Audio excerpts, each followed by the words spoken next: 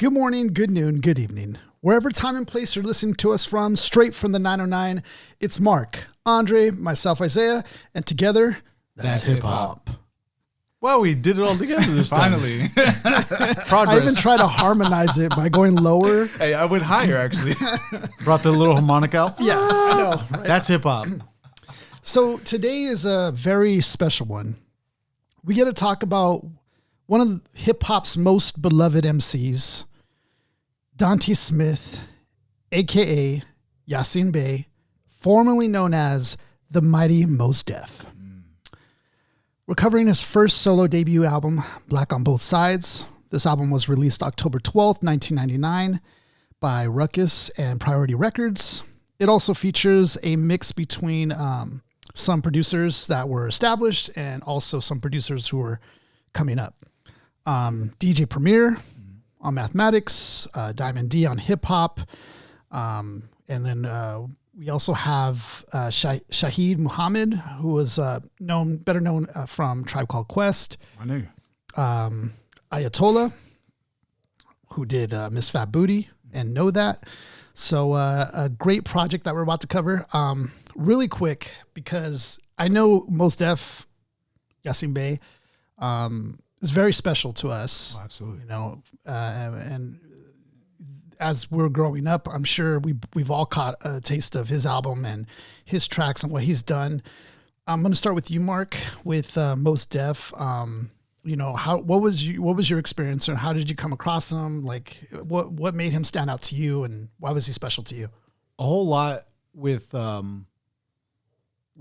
like Mos Def was in a lot of similar circles of hip hop.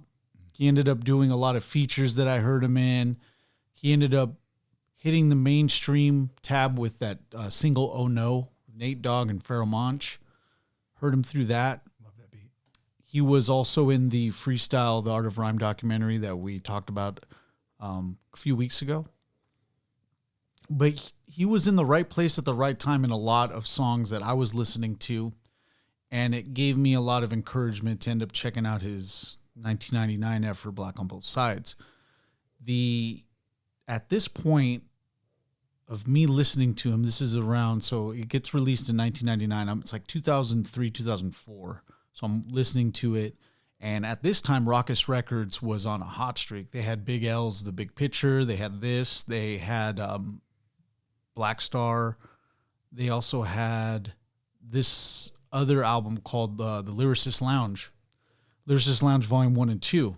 I was able to come up on that album, and that album was extremely hard to find.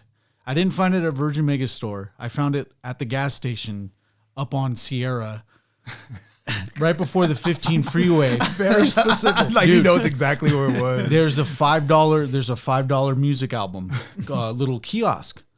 And like one day I'm like getting beers or something, and I look, and I'm like, I do a double take because I see Lyricist Lounge there for like $5. And I couldn't grab it any quicker. I've never seen that. I've never seen that album there for that, or any album that I was interested in that section anyway. Ruckus made this album as well. And even in that album, they had the song Body Rock. Body Rock was with Mos Def, Tash from the Alcoholics, and Q-Tip from A Tribe Called Quest. And that song slaps hard. It is so damn good. It's so catchy. So Mos was involved in a lot of what I was doing as far as like being an inspiration to me writing. So Black on Both Sides, I've been listening to it for 20 years, and it's a damn good album from start to finish. So I like you am very excited to get this review underway. Andre? It's funny. His is all passionate and beautiful. I just heard this shit last week. It's all I poetic. just found this shit. I don't know what you talking about, man. Fuck all that. Like, you talk about the guy from Be Kind Rewind? He raps? You're magnetized. Yeah, but me encountering Mos Def was different. It's kind of fell upon Mos Def as well. I was into basketball at the time, right? So we were just talking about it before we got here. I found it on an AM1 tape. There was an AM1 mixtape, volume 2. and on, I just wanted to get better at basketball at the time because, I was playing ball at the time and I wanted to stun on people, man. I just wanted to stun on people.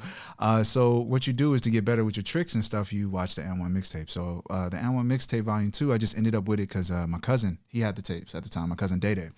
And he came from Alabama and he just had this pile of tapes of Dragon Ball Z, N1, and a bunch of random shit, right? So, the first one is volume 2. There was no volume 1. I mean, volume 1 was distributed, but he had volume 2 to like 3 or 4 or something. He had like a series of them. So watching volume 2, the music is incredible on this shit, man. So they have the song Do It Now with Busta Rhymes and Mos Def on there. And that's one of them joints that, like, when it first popped on, you have to, they're balling and you're learning the tricks, but at the same time, Mos' flow on that shit was so crazy. I already loved Busta at that time because I already told you about Extinction Level Event and all that, and just all the Busta stuff I loved at the time. So when I caught up with this mixtape, it was like, oh man, like it's Busta Rhymes and this, I don't know who the other guy is, but his flow was so crazy, right? But I couldn't find out where the project was. So ironically, I just happened to know another person that, just like I mentioned in the last few podcasts, he just has this pile of random CDs, right? Random CDs, and there's no labels on them because we had just like a period where we could just steal music and burn CDs. So he had Black on Both Sides, man. And I remember for sure losing my mind on track 2, man. I had that shit on loop and loop and loop, and I just had it keep going over and over and over and over. And I was like, hip hop. It was one of my favorite songs.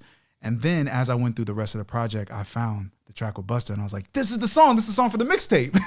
So I just remembered that, and I was like, oh, okay, I was already gone. At that point, I had it. It was a classic to me. And I remember bumping this shit every day, man, for like, oh my God, for months. It was like, it was Mos Def, Eminem, and I think Slum Village, like crazy, man. So this album, this is one of those joints, man. This one that was a classic for me. I was gonna say for me, it's kind of a repeating pattern here. I also downloaded it again. I downloaded it from one of the apps or whatever that you could download it from. Probably Napster. I think the first one I did download was Miss Fat Booty, and when I first heard that, man, I think my head exploded, just because this was a point when I started to realize where we were at with sampling. And this was damn near perfection. And that Aretha Franklin sample is legit. And I started realizing like what you could really do with sampling, and you can really take something back and like make it new, and you can also kind of have fun with it and play with the sampling to just make it flow so well. And then when I heard Mos Def rap on it, I was just like, dude, this guy ripped it. And it wasn't even like he was trying hard. It just flowed so naturally. I loved his pronunciations, the way he paused, the way he emphasized, like all that was just to perfection. Something about his voice too was very unique. And I related with the dude because it just felt like he was just one of those guys he just got it. He got it. And what a time for this album to come out, because you're talking about a period that was very pivotal for hip hop, very pivotal period for this to come out, because this was right around the time when you had like Cash Money coming out, claiming the 99 to the 2000, with Back That Ass Up. Yeah. And you saw kind of the direction that hip hop was about to go in. Yes. And then Mos Def, not saves us, but like saves hip hop. But like in a way, it's like, because a renaissance like, at that point, there was like a divergence, right? There was like the commercial rap and like the hip hop, and like for me at that point, I knew that there was like this real hip hop, and then the shiny suits, as they call it. Yeah. Like the P. Diddy commercial main, like, that wasn't really hip hop. That was just like rap, commercial rap. And then you had like real hip hop. Yeah, there was a big divide between the two. Yeah, it's like an evolution of the sound of hip hop. Yeah. But it wasn't all the way pop, but it had the sensibility of an underground artist, right? Yeah. An underground artist is those just that are so great at performing, they just don't have enough buzz, right? Right. But Mos was this crazy balance, man. And I loved what this album brought to the table, because it didn't feel like a pop album, and it didn't feel all the way underground. Right. It felt like its own entity. Yeah. So it was awesome. I love this album. And then like on paper too, like who would think Mos Def, would be kind of that guy to carry this torch, because I mean, not so long ago, he had this acting career in small roles and stuff. Like, just on paper, you wouldn't think that he would become like, you know, hip hop's like dark horse, you know, in this, you know, race. But this dude comes out with this album and completely just goes the opposite direction, and this was really pivotal because we're going into the new millennium. Right. And so, and then also too, you had, you know, the whole East Coast, West Coast with Pac and Biggie, you know, we lost those two. And so we were kind of like looking for something, right? Because as far as like conscious rap, we saw that it might go in this other direction now. Let's take it a back seat. Yeah. Right. So, so this was a really interesting period here. During 1999, Lauryn Hill, they claimed the first album of the year award for a hip hop and R&B release. Yeah. But at the same time, you still felt that power struggle of where hip hop was going to go. And it seemed like true hip hop heads were on the losing team. It felt like, you know, and so for Mos Def to come out during this time with this album, you know, a lot of people weren't even sure if he can make it commercially, because, I mean, yeah, he did put out Black Star with Talib Kweli, but even then they still weren't sure how can he do on his own, really. Yeah. So that was still kind of a question mark. And I also feel like we've seen this wave before. So from the late 80s to the 90s, there was also kind of this hip hop struggle between, like, you know, the traditionalists, I guess you would call it, comparing to those who were like, I guess, like sensationalizing a lifestyle with those who went to the West Coast with NWA and stuff. Yeah, we're in the beginning, that style with Slick Rick, Rakim, Big Daddy King was the first popular thing. Yeah. And then it actually goes into the disruption comes from gangster rap. Yeah. And then now we're looking at the reverse, to where can we get this reverse possibly, where we can have a little bit of implementation of more conscious rap, or more of a hip hop feel that comes from the East Coast. Yeah. It's kind of like the Empire versus literally the Rebels. Exactly. It's like the Rebel Strike Team has to come back again to try and, you know, make an impression. But this is one of those albums that was dense, but it wasn't overwhelming, right? A lot of people don't get into lyrical artists because they're overwhelming. It's just a lot of information, right? And to me, Mos is very digestible. It's a very perfect pocket. This one doesn't really go that deep in terms of like just lyricism that's too complex for somebody. This is a good dive into it. Oh yeah, no, it gets you open. Yeah. It like opens. I feel like, it's man, like, whatever he wanted, he found the perfect assembly of songs, man. It's just, I love this album, man. Yeah. Because as I was listening to it this week, I was like, man, there's no skips. There's no skips, and it's just like me just having a fun time trying to figure out what song I like, you know? I was telling the group that this was probably the hardest one so far for me to choose three. Yeah. Because there was so much here that I liked. It was just hard to narrow that down, you know? But, yeah, so in enters, let's talk about Black on Both Sides. A great solo effort from Mos. And it was, I think when it first came out, it didn't quickly go to certified gold, but it did in months following, did lead there, which shows you that it hooked the audience, and we came and still wanted it. So, and just because some of the album releases go instantly gold or whatever, doesn't really mean, you know, the same thing. Like, this has substance. It eventually did become gold a couple of months after, and till this day, 20 years later, plus years, we're still talking about it. So, so that has something to say. So, enters Mos Def with Black on Both Sides. Let's talk about the cover. The cover of it's like a self-profile, right? And then on the other side, it's a the back of his head. The back of his head. And it's black on both sides of the image. Yes, it is. Yes, him being a black man. Yes. I mean, what do you guys have anything? I mean, it's pretty simple. Yeah, here. this one is straightforward, man, and I think that speaks on it because I don't know, it's an iconic image. It reminds me of Common's B, where it's just him, it's his face, you know. Yeah. And but it's one of those that every time I look at it, I get rattled by it. Trying not to be over the top with it, but it's just every time I see it, it's the memory of it. Yeah. This album to me is like, man, it's to me it's the perfect seed to plant if you really want to get into lyricism and also marketability as a lyricist. So yeah. Anyway, in regards to the album though, black on both sides, I feel like, oh, he's black, it's black man, black background. Let's hear what he has to say. Yeah.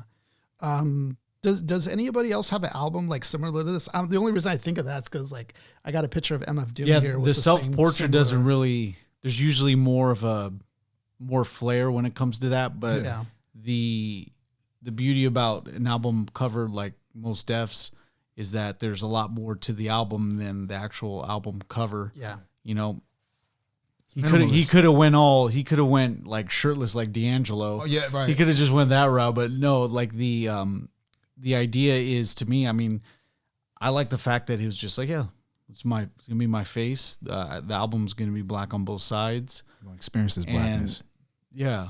Every inch of this blackness. Every inch of this blackness.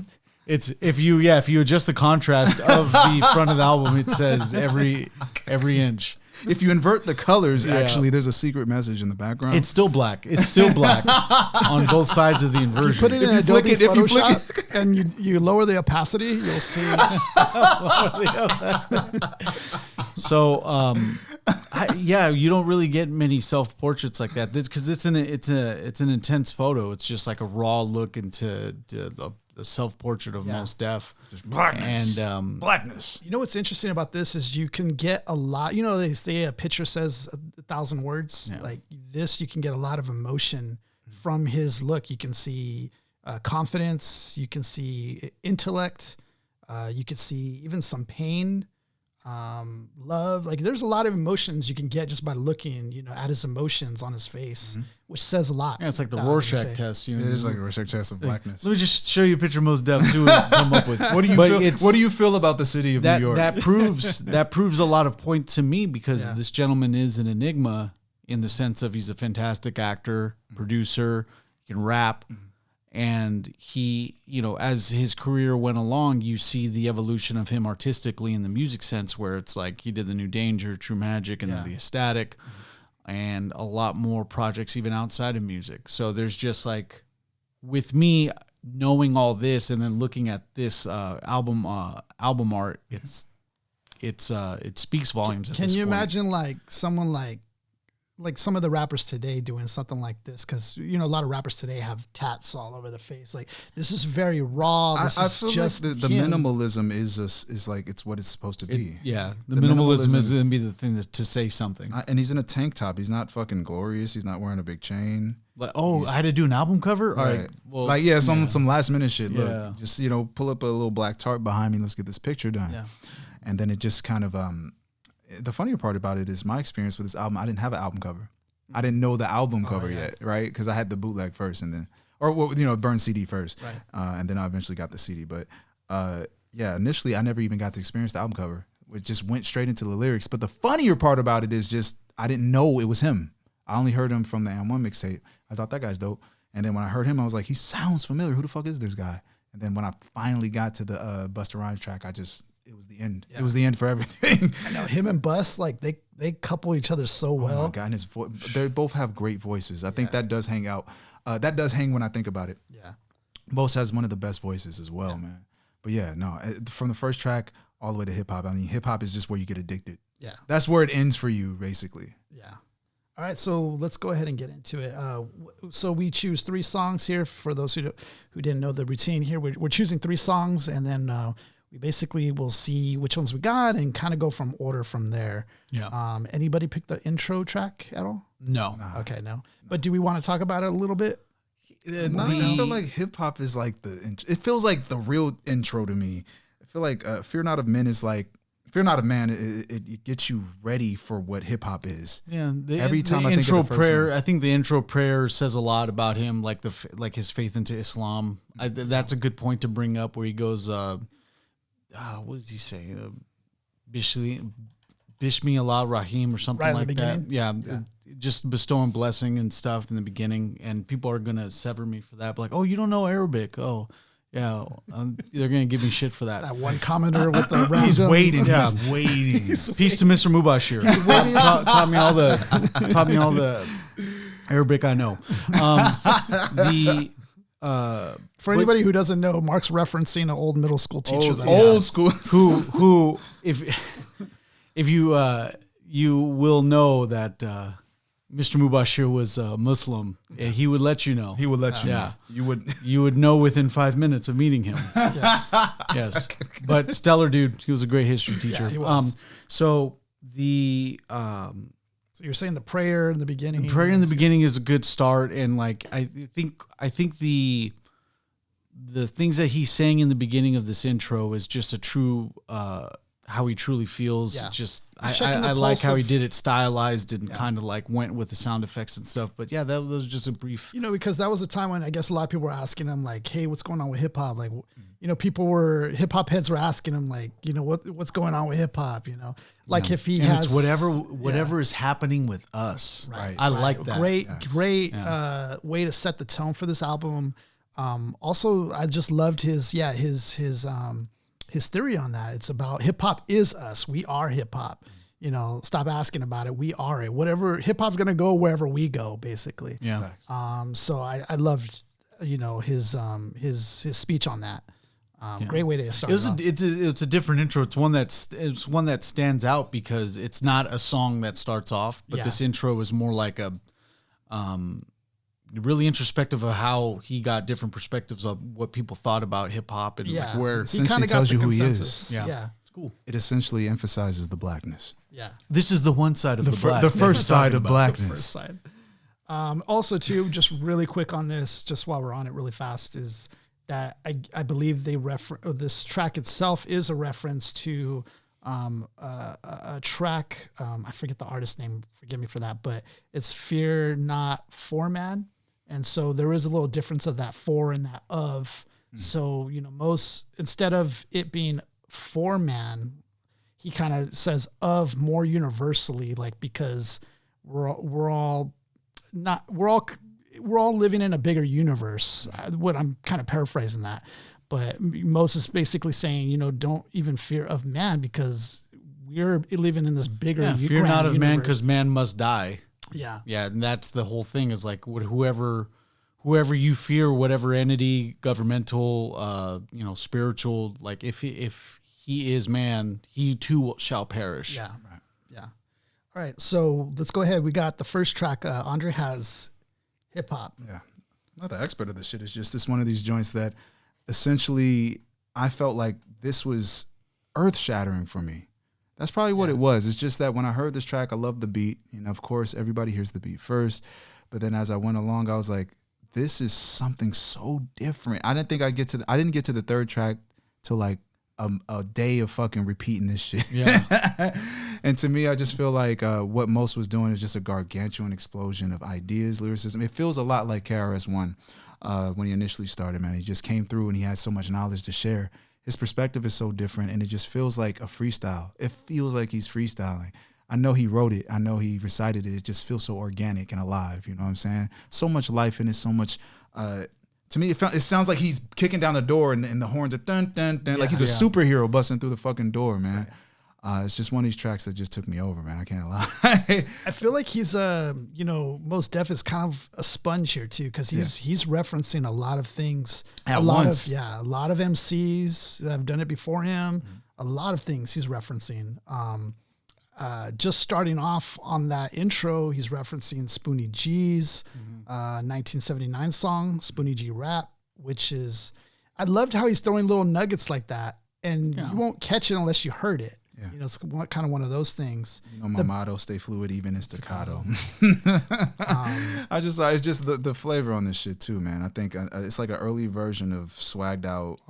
When he says, rap. or rock the bells that, rock the bells that L rocked, something like that.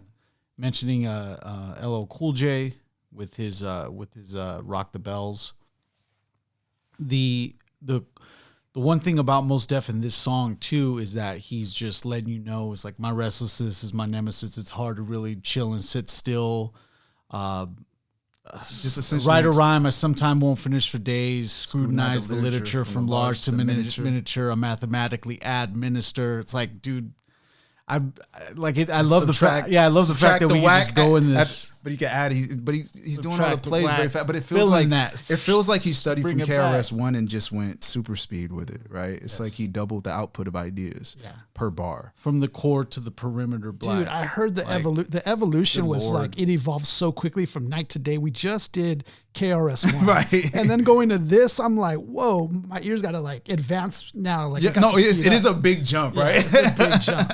It's a big jump. But no, it doesn't feel overwhelming though. No, it doesn't. That's the fun part. Yeah. You bring up a good point earlier when you mentioned the effortless flow that Mos brings. Mm-hmm. I do not feel that Mos is putting on a lot of just like, I don't hear him physically yelling a lot. Right. The only time he really gets off like that is rock and roll. Yeah. And he goes he goes wild on that bitch. But in hip hop it's just like he's just letting the flow take you around. Like the barking delivery, right? When they're barking at you, like certain MCs are screaming at you. Yeah. You know, I think of Necro sometimes. He's like screaming at you every fucking bar. But no, I do feel like Mos comes with a very, like, we want to call it melancholy or mellow vibe, but it's just like he's talking to you. It's like a conversation, man. This is what it is. This is what's going on, right? Yeah, exactly. Yeah. I love his voice though, the pitch, the way he emphasizes certain words. One of the lines I like in here, very basic. His word structuring is just it's damn near perfect on this whole album. The way he shouts it Brooklyn perfectly. #1. I'm sorry, I love it. Native son speaking in the native tongue. So a little allusion to the native tongue posse. I like the part how he's like, it's very simple, doesn't mean much, but will it back. I'm feeling that. Like it's so much in the moment. Like I love that. I say a line in one of the verses I'm doing, and I mentioned something about Perrier. I think, and it's such a minuscule little minor reference, but when you're so hot, it's like you can throw like a tidbit, and it's just that saucy. It's more saucier for some reason. Yeah. Like for some reason, I feel like he was just on a roll, and when he said, "I'm willing back," feeling that, like it just felt like he was just. On another one? On another one. We went from picking cotton to chain gang, line chopping, bebopping, to hip hopping. Like, that's great. In that small amount of time, he just showed you the history of what he'd been through. Yeah. Like, come on now. I feel like he's saying, like I said, he's saying more per bar. Yeah. It's like every half beat, he has something new to say. It's like punchlines before the punchline, then he lands the punchline. It's like, I really loved his description, man. He walks you through the story. Right, he's describing himself. He's describing his city. He's describing his skills. Very, very suave in a way. Yes. The beat on this too, like you were saying, Andre, is like it's to me like an anthem for me. I don't know if it was officially like an anthem, but it feels like a hip hop anthem for me. Like if I hear this, I feel like that is one of the that instrumental anthems. That instrumental can go so many different ways. You can get a real good. That instrumental alone could get you a good commercial track. Yeah. It can get you it's a very versatile instrumental. And in Mos Def's case, I'm glad he used the intro of those trumpets, the horns anyway, but the two for a grand introduction. He's like, 1 for the trouble, 2 for the time. Come on, y'all, let's rock this. Like, doom, doom, doom, doom. That needed that. Yes. And especially when it all stops, and then he actually comes in with this verse, and then it goes back, and that's it feels big, man. That's when like, oh my god! It's like when he started off, he just kind of gave you a little kind of a rhyme, and then it's like once that beat kicked in, he's like, "Let me get to work," and it feels like he just went in. Like from that point forward, he went in on you, and this track for me, this is one of the greats from Mos Def. It's good too because he gives you a big tour of hip hop within his area, and just putting over the people that he's actually like either idolized or just looked up to as a young MC.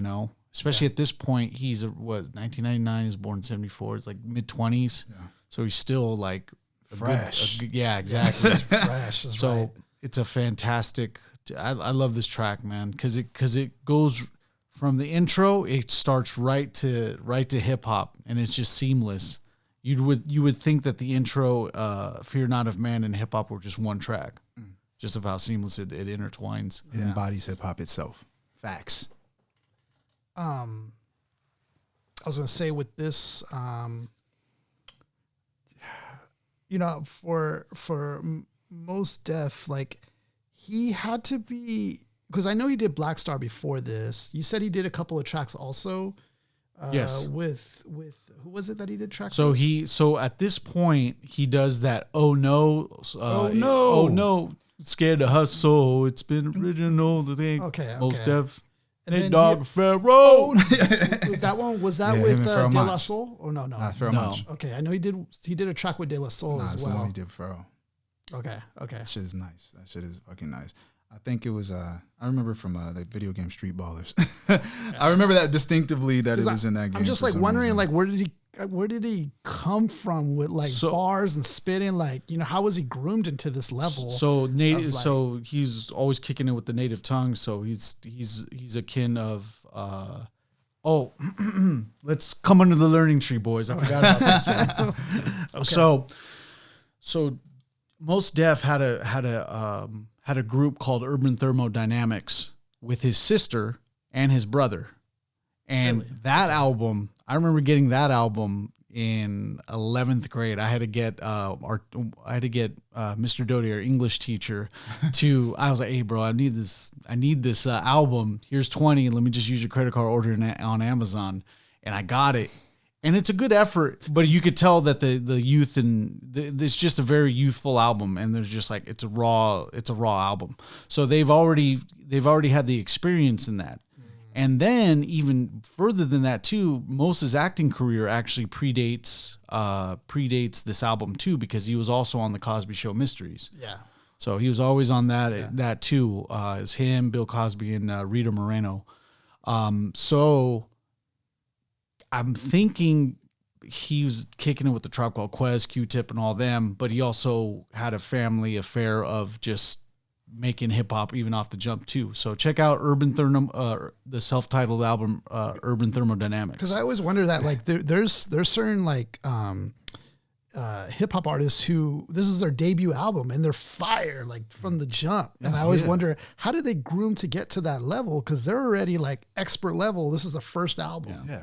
To make that shot first try, right? Yeah. So it always kind of fascinates me, you know, and like when did they start rapping? How did they pick that dude, up? Like, his sister's actually nice on that album too. Really? Like Oh, I am surprised that they never like having another Urban Thermodynamics album. yeah. I'm surprised they never came out with another one. UTD. Shout out to UTD. Urban Thermodynamics. All right. So what do we got for the next joint? I think our next favorite was Miss Fat Booty. I think we all unanimously agreed. Miss Fat Booty. Miss Fat Booty, without a doubt. The single to this Yeah. the Aretha I mean, Franklin and I don't sample. care. Like some people say, "Oh, The this has been- remix is good too. If ever you get the remix, you can hear the Remix? I remix haven't somewhere. heard the remix, So the remix is on Lyricist Lounge Volume 2. It's the Lyricist Yeah, Lounge. him and Okay. it's him and Ray. I think it's him and Raekwon, or oh no, it's Ghostface. Him and Ghostface Killer. They do a remix to that. Dang, dude. Yeah. So Miss Fat Booty, some people say, "Oh, it's overplayed." I really don't care. What? I don't care because this for what it is. Yeah. This is special. It's special in hip hop. You don't get a super lyrical story about meeting a chick and that one that plays you, as a matter of fact. But having it be so descriptive, so lyrical, it pleases a lot of audiences. It feels honest. Yeah, It feels man. honest. I remember the first time I heard this. Shouts out, he gives a shout out to Sade too, with Swedish Taboo, Swedish Taboo, the song Swedish Taboo. Yeah. So it's like, no, he's really, this may have been a true story, but it's like it is a true story. It's everybody's story, man. Like I feel like so many. Word is bump. This didn't happen to me, B. You know what I mean? No, it's true, man. Like there's always that one, man. No, this one to me it feels like it's like a Slick Rick track, a modernized Slick Rick track. Like children's. It's his children's story, right? Yeah, but a little bit more lyrical. Yes, and it's just I feel like every step of the way, it's clear. There's clarity. And it just, you could feel every letter, man, every word. I just remember they played at a barbecue. They played the song at the barbecue. I just remember the reaction to this track, right? Everybody knows this song, white, black, Mexican, anybody, bro. And I just remember the feeling that everybody goes off like this is the one track. This is the one track that everyone knows. Everybody knows the lyrics to. Like I didn't know white women knew this song. She came with the same type game, right? The type of girl giving out the fake cell phone and name. Big fame. She like cats with big things. Jewels, chip, money, clip, phone flip, the six range. Yeah. I seen her on the ass, spotted her more than once. Ass so fat that you could see it from the front. She spun like paparazzi. Exactly. See, he's almost everybody knows it, man. We're going to get a copyright strike. Be like, we are going to get a copyright strike. That sounds too much like Mos. Mos Def himself. But no, this is definitely one of them shits where it's like, even at the end of the story, it's like, wow, he actually realistically depicted the idea of a woman leaving him. Right. One of the killer punchlines too is like, man, I smashed it like an Idaho potato, like Idaho potato. Like right. I like that. I like that a lot. Yep. The one thing I can critique about this song is that it just, when they go down to the last part of it, it was like when he goes to lay it down and lick me up, what? And it just stops to speed law. Yeah. That cut still is on the single. So it's like people get this cut of like, wait, what just happened? It just, and then whatever song comes up next on whatever jukebox. Just cuts next. Like imagine just like, lay it down and lick me up. All my exes live. Like who knows who's on the on that what's the jukebox app that we use? The Sound Tunes. Right, you don't know who's using Sound Tunes. You don't know what song's next. But just to say, that's like the only critique that I got, because you could hear that cut go right into speed law. To me, I feel like it's part of the legacy of the song. but it's part of the experience. But for the single, but for the single, it's like they could have just right there, right before that. But that was, that's just the observation. That's just the observation. It doesn't ruin my experience. It doesn't. But it's like one of those things that sticks out every time you hear it. Like if you hear it by itself. I'm 50-50. I kind of see what you're saying. So he's like halfway there. But then at the same time, it is kind of in a way a perfect ending, because, it's like, how else do you end this? Yeah, because the reveal is like she's still doing the damn thing, right, like with some other dude. So it's kind of a perfect ending, but I get what you're saying too at the same time. But yeah, man, I almost consider this song, other than what you were saying, pretty much flawless. Oh yeah, so flawless. Beyond that, absolutely, yeah.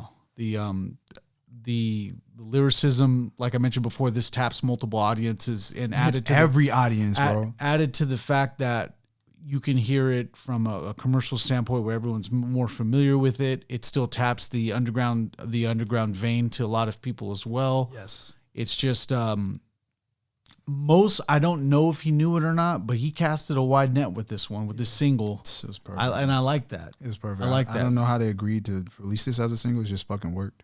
Yeah, fucking great, man.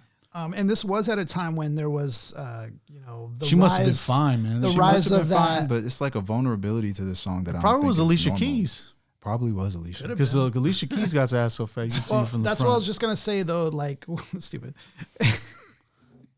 But no, what I was gonna say is that this was at the time of the rise, kind of that the video eye candy. Where you'd see the same hoe in the same video, that kind of thing. The chick from Cousin Skeeter. Yep. So this is kind of right around that time as well, which, you can kind of visualize this happening in a Brooklyn club. Like you could totally see the imagery that he's painting here. It feels like you're there. That's a compliment I would give to him on this track. The one added plus to this song too is that you get an added perspective where the girl's whispering in Mos's ear. Right. He's all like, you don't get that. You don't get that side in any like pro, like, oh, like this girl is fine kind of song. No, you never get that perspective of like, hey, look, let me explain myself. I could imagine her. No, that's how good this song is. This bullshit. That's how good this song is. I could imagine her. Right. I thought, but I what really it's believed like. her. Right. Like I really believed who this woman was. And that's one of the great qualities of this track, man. I feel like he brought her alive. He brought her to life and made her a living person. You can envision the fact that they're like without dancing, a music video, no music video needed. Like, what's the first thing that you that you imagine when you hear the whispering part? Some chick is over Moses' shoulder whispering this shit to him. Yeah. You don't get that a lot of like the unison description that everyone can visualize. That's pretty intense. Cinematic almost. Yeah. It's like a movie. I was going to say with this, the beat in particular, I was mentioning earlier how I felt like that was almost perfection of sampling. But I mean, and the reason for that, I mean, I'm just want to take you back audibly here. When it starts off, it starts off with her chorus, like, I know. Her notes are like divine. She hits it right on target, and it's the high pitch, and everything she sings that comes out of her mouth like a bird. And then like heaven. Yeah. And then also too, when you get the sampling, they sample that humming, everything. Like Aretha Franklin, man. With the guitar riff, like, like the guitar riff was just, oh my God. That was just a nice cut. Even hearing her sing, Aretha Franklin sing the song by herself like that. But then when you hear it implemented as a sample, you could tell that it's perfectly suited for this kind of song. Like, this song, you don't want to stop when you meet a nice chick, man. You kind of want to keep trying to see. This song was like, this song was built. As soon as he heard the beat, I felt like the song was already done, man. Yeah. Shit is every time this beat starts, man. I just remember, this specific barbecue. I just remember as soon as the song started, I could not believe how many white women jumped up. I just felt like I was surprised, man. I was like, oh, universal appeal, man. This is amazing. Yeah. And I mean, we could go on this beat, but everybody loves this one. Well, yeah, this one's one of the favorites. It's a living song. The craziest one that got to me was like, it goes, I'm type polite, but I'm looking at her skeptically because baby girl got all the right weaponry, designer fabric, shoes and accessories, chinky eyes, sweet voices, effing with me mentally. We conversated, made a laugh. Yeah, you know me, bro. Even though I know the stilo, she's wild sweet, yo. So even like disregarding the fact that like, man, she's playing me, but whatever. Like I'm all for it. I don't care. Thirsty. He's thirsty. Yeah. Right? I don't care. I got a goddess. It's just the way he describes her. You could like you said, you could totally basically vision it. Yeah. And he also talks about neck and wrist laced up, very little makeup. Even with that, it's like she was natural beauty. Sugar and spice, the only thing that you made of. Oh, man. So yeah, she was everyone's dream woman. She was all of our dream women. She was that Catwoman. That's what she was. Charisse was her name, right? Yeah. On this track. From the Kitty Club. My favorite line out of this when I was younger was that part that goes, I'm going to butcher it, but gyms and dream shows, knocking her knees and cocking her knees up. Yeah. Champion lover, not ease up. Yeah. I think that just articulates Mos Def's style. I don't know.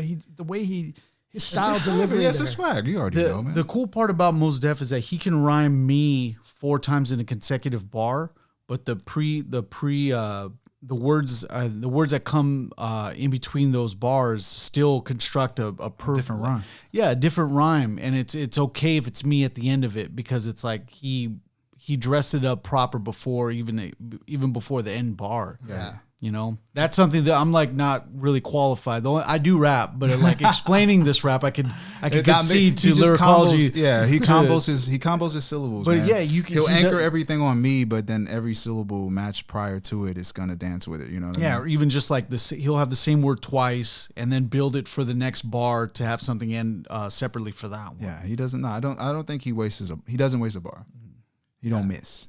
I was going to say this now when we were talking about instruments and like rappers and stuff and like how they sound like instruments, this right here reminds me of piano playing. Cause in piano playing, when you do like a little riff or whatever, you can leave a pause for you to come back in. And that's kind of what he did there. Like you were saying, how he combos it, it left perfect space to come back like To land on a root note or something like that. Yeah. So I love that combination. That was one of my favorite lines when I was a kid.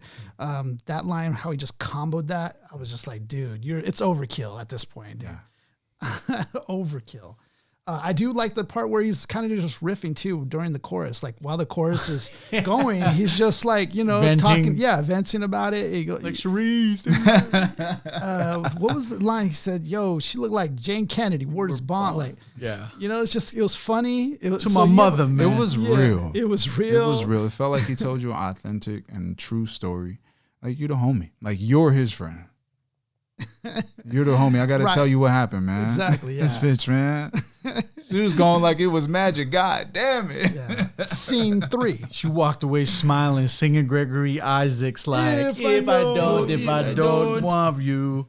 This accompanies like. Shout out to Gregory Isaacs, man. It's like does he's this gonna hit his song back. not encompass? I know, yeah. Does this song not like encompass like everything about Mos Def in this song? Like a little bit of everything. From as soon as you hear it, you think Mos Def. And then if you ever hear Miss Fat Booty mentioned in conversation, it's about Mos Def. I just feel Mos Def through this song. Yeah. I don't think I've seen another person pull this song off either. Yeah. Like this kind of song. I think he's the one that owns this one. You know what I mean? For sure. Yeah, because I'm still trying to figure out a song where a chick would be the one. The feature would be a female MC doing what Mos just did with the whispering of the ear, that whole rap. But Mos did it.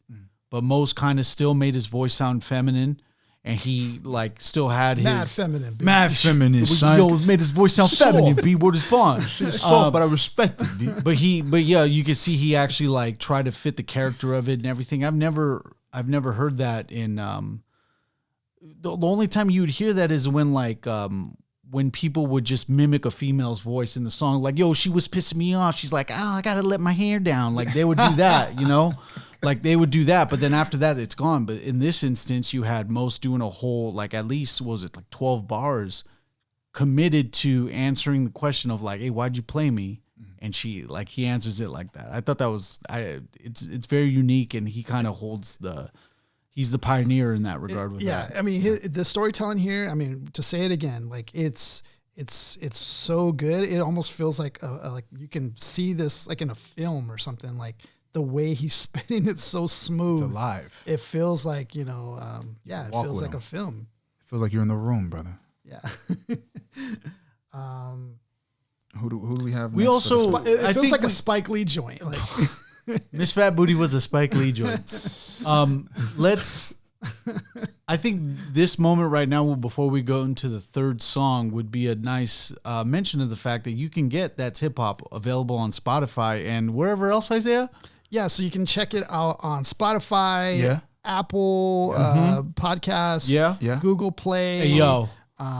What else? iHeartRadio. One time. Now you just have to search That's Space Hip Hop. Maybe just because it's so new, maybe you have to search my name as well in there. So if anything, you would search my name, which is Isaiah. That's ISAIAH, along with That's Hip Hop, and it should come up. And eventually, over time, I think it'll just come up. Oh yes, the first try. But yeah, so That's Hip Hop. Good plug. Yeah, we needed to plug in that in. Locate us. Find us. Where are we? The Notorious Pin is a proud sponsor of That's Hip Hop. I'm gonna start little by little. You're just gonna see a bunch of my pins like just slowly overtaking. What do you think I'm gonna sell out? Loud ass jacket on the microphone. I'm gonna sell out. Hawk all my shit on here. Oh man. All right. So the next track, which one do we have next here? I know I got. So this is gonna be the grand divide because I have Know That. You have Know That. I have Know That. I had Umi Says. Okay. And we don't have to cover Umi Says, but Umi Says just, long story short, Umi Says touched my heart.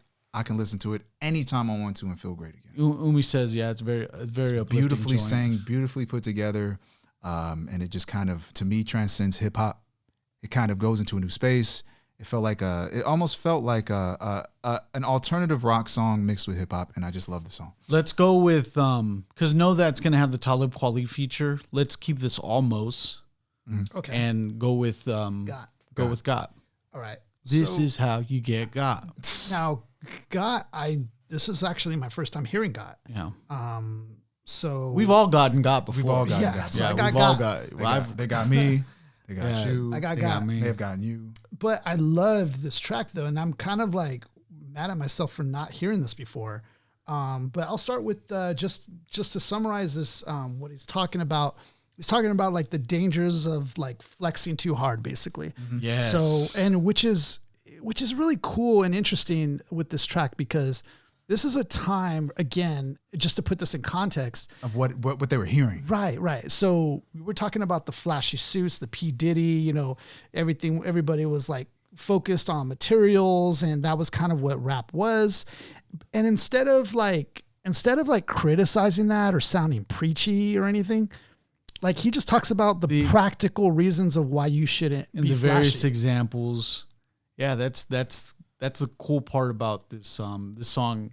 And in the beginning, it's just like you hear the guy, "Don't get me, don't get me," like getting got. You're getting. He's in the present state of getting got, and then all you hear in the background, "No." So then That's funny. all these so in the beginning, right in the beginning, just various examples. You're out on the block hustling at the spot.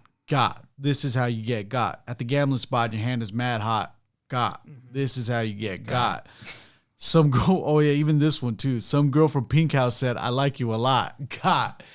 So basically, the chick at the strip club called Pink House, I guess. Conceptually, man. I mean, I feel like this was so unique. Yes. Angle wise, come on, let's give Mos his love for the angles, man. Yes. As far as writing a song, it's like when you listen to a song written today, there's like 5 general topics now compared to what we're seeing here, man. I think we're nostalgic for it, man. We missed this shit.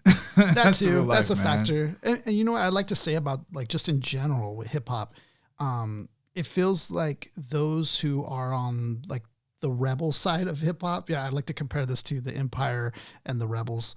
And it feels like the Rebels are like the hip hop heads, the ones that care about the lyrics and the substance.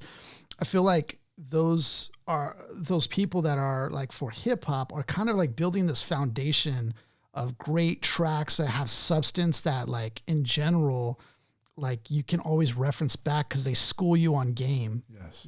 That's really important. Like, I'm thinking like Biggie's 10 Crack Commandments or just any song that you could think of like that schools you on game. Like, it's cool because it's almost like writing the Bible. You have different authors that are like writing the Bible. Like it feels like that's what hip hop is. There's all these different authors that are writing the same message. It's just different chapters of that message. I love that. The beauty about the end of the first verse. So it's 1990 now, and there's certain individuals swear they're rolling hard and get robbed on principle.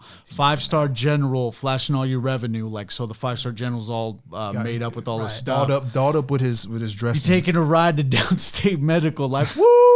Colorful sparks, yellow and blue. He does the alarm and everything. A full-on attack is happening to you with nothing you can do but bust back and cop a plea. But 5 of them and 1 of you, that equals got to me. So even when you get got, the cops are still gonna put a case on you because they got 5 cops there to 1 to you. Yes. Entrapments, if you will. And he talks about like how the person who's gonna get got, like they think they're invincible. They think that they're not gonna get got, but they're gonna learn the hard way that and it's just most certainly sensible. you are gonna get got. Get got. Yeah. Why did this resonate with you? There's no sensibility with invincibility. With me, I've had it. Coming of age. Have you been got? You think you're invincible. You think that we've all got. I know I got got. Yeah. You think you're invincible. You think, nothing can happen to me. Like, nah, that would never happen to me. But the real hard truth is that no, things can very much happen to you. And I'd say that because like, and I'll use a personal story for me. I was hanging out with some friends one time on this bridge over the freeway, chilling out. We're smoking, blah, blah, blah. You're chilling with friends. You think everything's cool. You don't think nothing bad's going to happen, even though this is probably a bad scenario to be in. You're in the middle of the bridge. You only have 2 ways out. And some thugs or whatever came up, cornered us, kind of like, almost like they had a gun on them, right? Claiming a set or whatever like that. And so like at that moment, they were like trying to pocket check you. And my ballsy self was like, I was the only one that actually had like a cell phone, wallet. The others had just like basketball shorts or nothing. They didn't have nothing. I am the one that has stuff on me, right? So when he's like coming up to me, pocket checking me, I'm like, he's like, oh, give it up, basically. I'm like, hell no. Right. Like, because I felt invincible. I felt like I wasn't going to get got. Yeah. And so there was a little scramble there that happened. And, but that's when I realized at any given moment, don't ever think you're invincible. Don't ever think that you couldn't get got being in the wrong place. When you think that and you end up putting yourself in the wrong places, you think, oh, that'll never happen to me, blah, blah, blah, I'm untouchable. That's when you find out you're wrong. Right. And that's when you are going to get got, like the song says, dude. I know it sounds cheesy, but I'm just saying, like, there's so much truth to this, and that's why it holds up so much. Resonates. Yes, it resonates. It resonates with anybody like that. Yeah, you end up finding out at 2 a.m. when you're joyriding with people. You end up getting followed by people in downtown Rialto, and you end up getting shot at close range, like 5 or 6 times. So yeah, even your boy almost got. I shouldn't be here. I shouldn't be here to this very moment. I should have died in 2008. Yeah. That's how it should have been. Yeah. But I don't know. You, Andre, the only thing I got is this fucking scar on my knuckle. Actually, yeah, I was in Buffalo, New York, man, and I was way out of bounds. I was way out of bounds. Yo, you were in New York, Buffalo to be precise. Buffalo, New York was not a joke, man. So yeah, we were all. I was living in this one hood, and it was a hood full of Bloods, or my people were staying in this area with a hood full of Bloods. And these Bloods were really cool, man. They were the coolest ever, actually. It was like a one big family. I'm a young kid, man. I'm like probably like 11 or 12. But we're the culture there was just so mature. Everybody was so mature. Like if they were my age, they felt like they were 20, So they just wanted to go swimming in the city pool, and they said, we're going to protect you. We got you. Hood shit's going to happen. All right. We got to go through the Crip neighborhood to get to the city pool. So we're going to go together. Right. So we walk out, we go, and it's like a 20, 35-minute walk, right? And we got to go through this Crip neighborhood for like 15 minutes, man. So we're walking through, and everywhere we go, these guys they're still wearing red. They didn't take their red off. So we're walking through the Crip neighborhood, and people are just like looking at us, and I'm just like, I'm hoping it's cool, right? It's fine. We make it to the city pool. One of the groups of the Crips that was in that neighborhood, they followed us to the pool.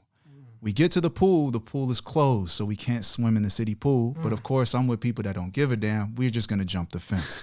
So the Crips come through. The pool's open. Right, the pool is open as far as we're concerned. Shit ain't closed. Shit. So as we're about to climb this, like the fence was huge for a kid, especially. Yeah. It wasn't like a regular fence. It was like the like 10, 20 fucking way up there. Yeah. Like bigger than a house almost. But they were fearless. They just climbed that shit like it was nothing. So the Crips showed up, right? And they rolled up on us. And they helped us climb the fence. We all worked together. Like we were doing, I'm stepping you up. Twist. Right. We working together. We all swim in the pool. Crips and Bloods hanging out. We having a great time, man. This is really cool. Okay. Get out of the water, and immediately they try to rob us. We don't have anything because we just got out of the pool. We put everything on the floor. Hold on. If you go swimming, you put all your stuff down before you jump in the pool. Hold on, because my mind, I'm trying to catch it. So you're telling me you guys all swam together, all fine. Everything was great. fine. You guys even all chatted. No beef. I'm telling jokes like I always do. We having a good time. There's nothing were they wrong. Like on the other side of the pool or nothing anything? Was like wrong. So it was. We were like it was like the predetermined thing. It was like when we climbed the fence together. That was when we unified. That was like, oh, we a team now because we had this fence was huge. Right. Yeah. So yet we would boost each other up to get higher up and then climb all the way to the top. So we get over the fence, we swim, and there's no beef. I promise you, it was cool. I promise you, it was like it made no sense how fun we were. Yeah. It was like we're friends. We're making friends. I'm making friends. I'm unifying a group. As soon as we get out of the water, man, as soon as we start drying up, everything's on the floor. So they want all of it. They want everything. So the people I came with all left me. They all ran. They were all gone. I didn't know the rules. I didn't know I was supposed to follow y'all. So I just grab my shit and run up the stairs. I just run as fast as I can. So I grab everything I can. I'm running with wet clothes out of the water. I run up the stairs. I see a bunch of people I know. I just run past them. I just keep running. Keep running. Once I hit this corner, all the guys that let me, all their heads stick out of the corner like some Scooby-Doo shit. All of them. Every last one of them. All their heads stick out the corner. And they look out. I was like, okay, I'm done. Take me home. Take me all the way back to the crib. I just stayed there. I was like, I don't want to go nowhere for the rest of this trip. I'm just staying here in this hood. I'm not going to no Crip neighborhood. I'm not going swimming. So we definitely got. But as soon as we got out the wire, it was like, all right, hey, yeah. So we had a good, hey, so you already know what it is. We're Crips in your Bloods. Oh no! Like, and we had to get up out of there. So we grabbed everything we could and we was gone. They went this way, left me. I went the other way by myself, terrified. Yeah. Totally got. Wow. So yeah, if they think it's cool, it ain't cool. Yeah. Just be ready for anything, son. Brooklyn, New York. Or sorry, not Brooklyn, New York.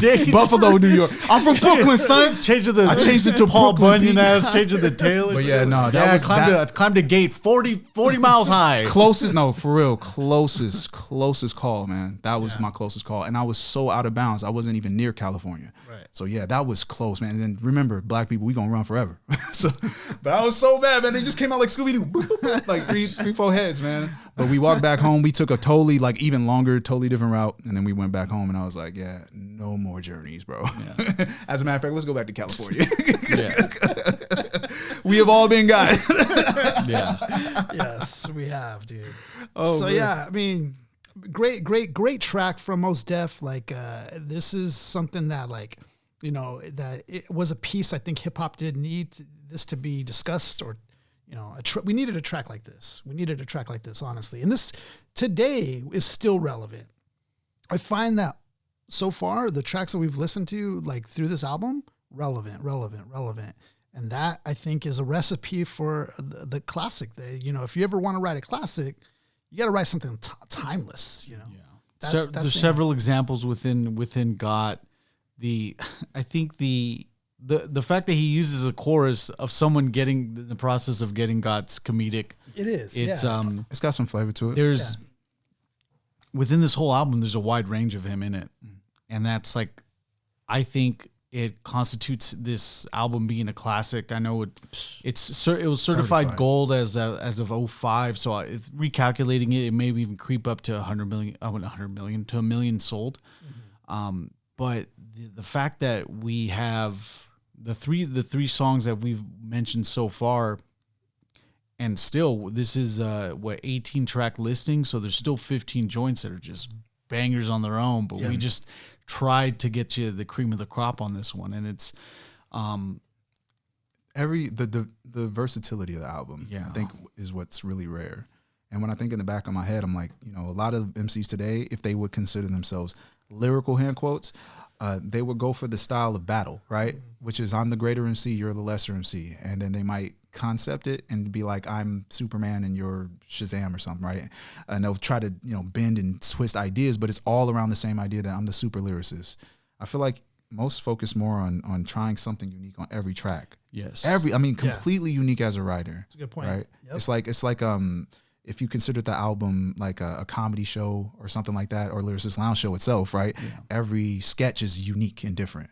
By the way, if you guys haven't seen Lyricist Lounge Show, amazing comedy hip hop hybrid, really good, man, really dope. Shout out to it was Mos and Wordsworth are in it. They do a really damn good job. Yeah, I feel like most of spirit is in the music. You know? And gentlemen, the elephant in the room regarding this album is the fact that, so between 1999 and 2004, there's a big gap between Mos Def and his career musically. From 1999 to 2004, he's doing The Italian Job. He's doing a couple of movies. I know he did 16 Blocks, but I think 16 Blocks was after his next album, his 2004 album, The New Danger. I was waiting for New Danger like a little kid, like a kid waiting for the return of Christ. But the New Danger was crazy. It was an artistic approach. He leaves Rawkus, goes to Geffen, and this new album is him still rocking the fedora. Pretty much the only legitimate hip hop MC to like legitimately rock a fedora, by the way. But he has it, and he has like his face wrapped, and all you see is his face, his eyes connected like that. So you still get the kind of the self-portrait of Black on Both Sides, but in the New Danger, more extreme. It's just like this. But the New Danger doesn't hit it off as much as Black on Both Sides. So I'm like, okay, cool. So the sophomore slump, if it even is a slump, because there's still a few good joints within the New Danger. So I wait for True Magic. True Magic comes out, and apparently the copy that I used to have was like a copy that it was rare, and I don't know where the cover of it went. The pre-press. But it's like, yeah, it's like it was Before it even literally came out. it was literally just a clear case with the True Magic label on it. What if you find if you find it, just put it up for that. But I don't know, it's like one of those. I think it was still with Geffen, but True Magic. I'm like, God damn, I'm still waiting for a better Black on Both Sides. The Ecstatic comes out, and truthfully, I ran through the Ecstatic, and still same thing. I'm just like, this is the only hip hop based album that Mos Def has, because he goes, and it's his only legitimate. He struck once, and it's a damn good effort, and the other ones, not so much. I can't say it anymore. Like if we're going to say it, this is his only good album. And I hate saying it like that, because it's just, in the terms of hip hop, it's his strongest album. Yeah, exactly. Watch out for them. Yeah, exactly. So here like, yeah, get ready to get crucify me on this one. And let me put this in context for our audience, because, Mark, if you could hit that real quick.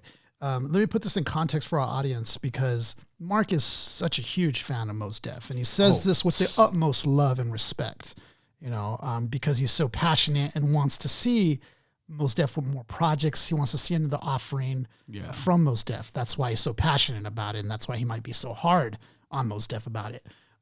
What I would throw at you is to consider maybe this. Yeah, is that, although he hasn't put up another album maybe to the satisfactory of Black on Both Sides, would you say, though, that it still was very important for hip hop, that pivotal moment at that time, for that to be there? Otherwise, if it wasn't there, because it was like a hope, it was like a hope for us to have that. Yeah. So if it wasn't there, that never happened, but it was such a pivotal time. Like, even if he just did that for that pivotal time to the new millennium, is that enough to solidify you? Absolutely.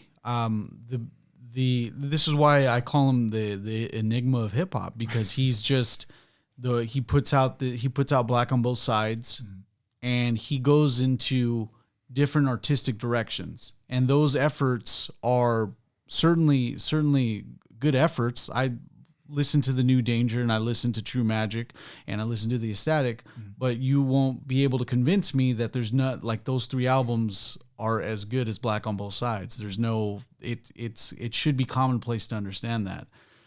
Especially compared to the initial impact. Yeah, man. It might be some news. And I try to say it respectfully, but it just, but we're in a position now where we're thinking about, like, what if more on Mos Def, because it's like, damn, like, because Black on Both Sides, it's gonna be it's a classic, man. It's top 100 hip hop albums of all time. Yeah. There's always gonna be a lot of. I think of, like, the Mortal Kombat challenge ladder, and I think about, like, all these albums are so interchangeable, but he's definitely in that conversation with, like, a very important hip hop album, and. I mean, you hear a lot of Moses' style and the fact that he does concepts. Yeah, and the fact that he does a reunion with Talib Kweli, and he does another Black Star project. And I had to download. What'd you have to download? Luminary. You had to download Luminary. A pay for it on app. Luminary. So I paid $9.99 for the month cycle to hear Black Star's new album, and that was pretty good. I liked it, but it's just like, damn, like we were still dealing with the fact of, not only are we waiting for another fantastic solo effort like Black on Both Sides, but now we coupled that with, man, Black Star should have came out with like a third or fourth album by now. Like, damn, we were talking about it before the show, and there's just a lot to there's a lot to be on the offense about when it comes to Mos Def. What do you think, Andre, on these? I thought No Fear of Time is right on time. I thought it was exactly what it was going to be. It was like my mind projected the album, and it was exactly what I expected. They didn't make another Black on Both Sides. They didn't duplicate anything they'd done in the past. They really were trying to teach a new idea. And the whole idea of this album reminds me, like I said, KRS-One, and the idea of giving you the story-driven concepts, but also teaching you lessons. I felt like No Fear of Time was just their current version of teaching their lessons, right? And I think maybe we could compare the idea to what Cannabis is doing with his new music. And it's like, if you're not interested in what he wants to say because you want him to make something that he's made in the past, you're not going to fully digest it and enjoy it. Yeah. No Fear of Time to me felt like an experiment of ideas, right? It wasn't an obligation. It didn't feel like an obligation. But Black on Both Sides, unfortunately, is a good, I think this is a best case scenario though. You have a first album that's so great and it's in the perfect pocket of time where it doesn't feel too old and it doesn't feel diluted by the newer shit. Yeah. It feels like it is the seed that made other artists make the album you want, you know? And despite that there's timestamps of the dates involved with like some of his lyrics, you don't get the impression that this is an old album. You could play this now and be like, hey, this is not that far off. It don't sound on a lot of stuff, even with like relevant topics like getting stuck up, or even the issue of our water resources being depleted or hoard off to being bottled, and like several other methods in New World Water, or racial discrimination in the one song that Andre can say, but we can't. I can't even say it. No, what I was gonna say is, would you consider Mos Def to be in the category of like a Lauryn Hill or like a Andre 3000? Like, absolutely, you kind of wanted more projects, but they're kind of in that time and place where they made their live songs, and they're so far ahead that it kind of doesn't ruin the legacy of what they've done. The mystique of Mos Def is always going to be there. Yeah. Like we even past all his efforts with the New Danger and Black on Both Sides. Dude, he's still a riot on Chappelle's show. He was still doing movies and stuff like that. So he was always in the mid 2000s. He was still there, but it's like there's always that one tugging at you from a hip hop standpoint, from a hip hop a hip hop fan standpoint. That damn, like imagine. Like it's always going to be in the back pocket of thinking, to where it's like, man, dude, like that'd be sick if he did another album, like another just hip hop album. Can I add this as well? Yeah, guys, as a lyricologist, unfortunately, when you see I'm not quoting lyrics, I've read so many bars and have to interpret them. I have no memory log of lyrics anymore. It's sad, but one of the things I considered is when I work on these songs and these albums, man, that moment when you're listening and going, this is taking a long time, right? This is the first in a long time, one of these albums where I listened to this again and I was like, I didn't even feel the length of this shit. Like I didn't even know that we were getting to the end of it again. It's like once we hit May, December, I was like, oh shit, man, this is a classic. Like, I told Mark back in the day that I would skip Know That, but that was just like because I was young and biased. And sometimes some people just want an album with just their artist. So if there's a feature, they just skip, right? But now I'm like, this is a completely unskippable album, and you don't feel the length of time. You don't feel any of it. You just feel the experience. It's like watching a good movie, or maybe even a sketch series where it's just vignetted moments that come together and compile this album. Then May to December to me is just, you can just fly into heaven at the end of it. Yeah. You know? Honestly, all these songs are great. I mean, we skipped Love, Speed Law, Do It Now, all great tracks. There's so much to say about those tracks as well. So yeah, you're right. In my opinion, I agree with you. I think that this is unskippable as well. Like even, I guess the consensus is like Climb's the weaker one, but even that one's dope. Like, so it's like, I'll say Rock and Roll might rattle some feathers, you know? Yeah. Rock and Roll's a good point. But now when you listen to it, like I appreciate the concept of that, though. So it's like, even then it's, to me, it's a great track because of the concept alone. Even, he has so many relevant topics that you get to talk about to this day. Yeah. You can still talk about all of them today. That is the beauty of this album, is that you can still get a lot from it because the topics are still stuff that we have to deal with today, present day. Yeah. So it's a very, I'd have to say and to a certain extent, it's a politically charged album. Yeah. And a couple of songs. Sure. Do you feel like it's self-indulgent in any way compared to, modern music? His style barely puts himself over. Exactly. He's He's not like a guru where the guru's gonna braggadocious. You know how I said earlier it was like he was coming to telling a story to save hip hop, but lyrically, even him himself wouldn't say that he was coming to save hip hop. No, you know. So like even that, like he was the way his delivery was.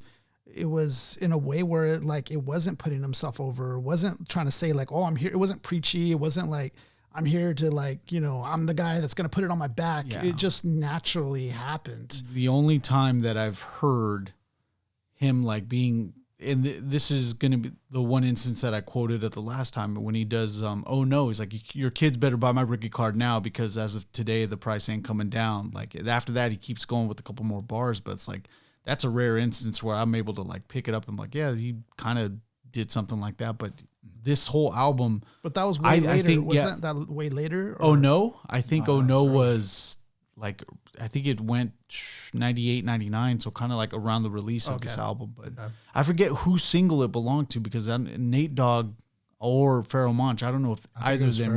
I think it was Pharaoh's. So this whole this whole album is like about putting a message on several instances, and maybe each song has its own message that he wanted to put across. But it was a good outreach to people, because this is the hip hop that's happening to us that he mentions in the intro. Would you count Black Star though to also be a part of his work? I mean, it was. Absolutely. I cannot wait to talk about Black Star because Black Star is you have Talib Kweli who's now getting even more politically charged than he's ever been, but you get the inexperience of youth with both of them being in the they're getting it. These puppies got big paws, and you can see the lyrical prowess of both of them because both of them, again, when if I ever do a song with Andre or you, I know that I myself have to put it on because I know that you'll do it and I know you'll do it. We're talking about some Brooklyn MCs that are gonna go at it, but together. Good point. Yeah, I was gonna say too, like they're both very local, but they're also global. Like they can do some big songs that will touch the world. Yes, but they could also do very Brooklyn-esque songs too. So yes. Yeah, and both of them have sound. Both of them have deliveries that unique complement each other. Voices, and it's like it is really yin and yang. You could really sense it in the work too, man.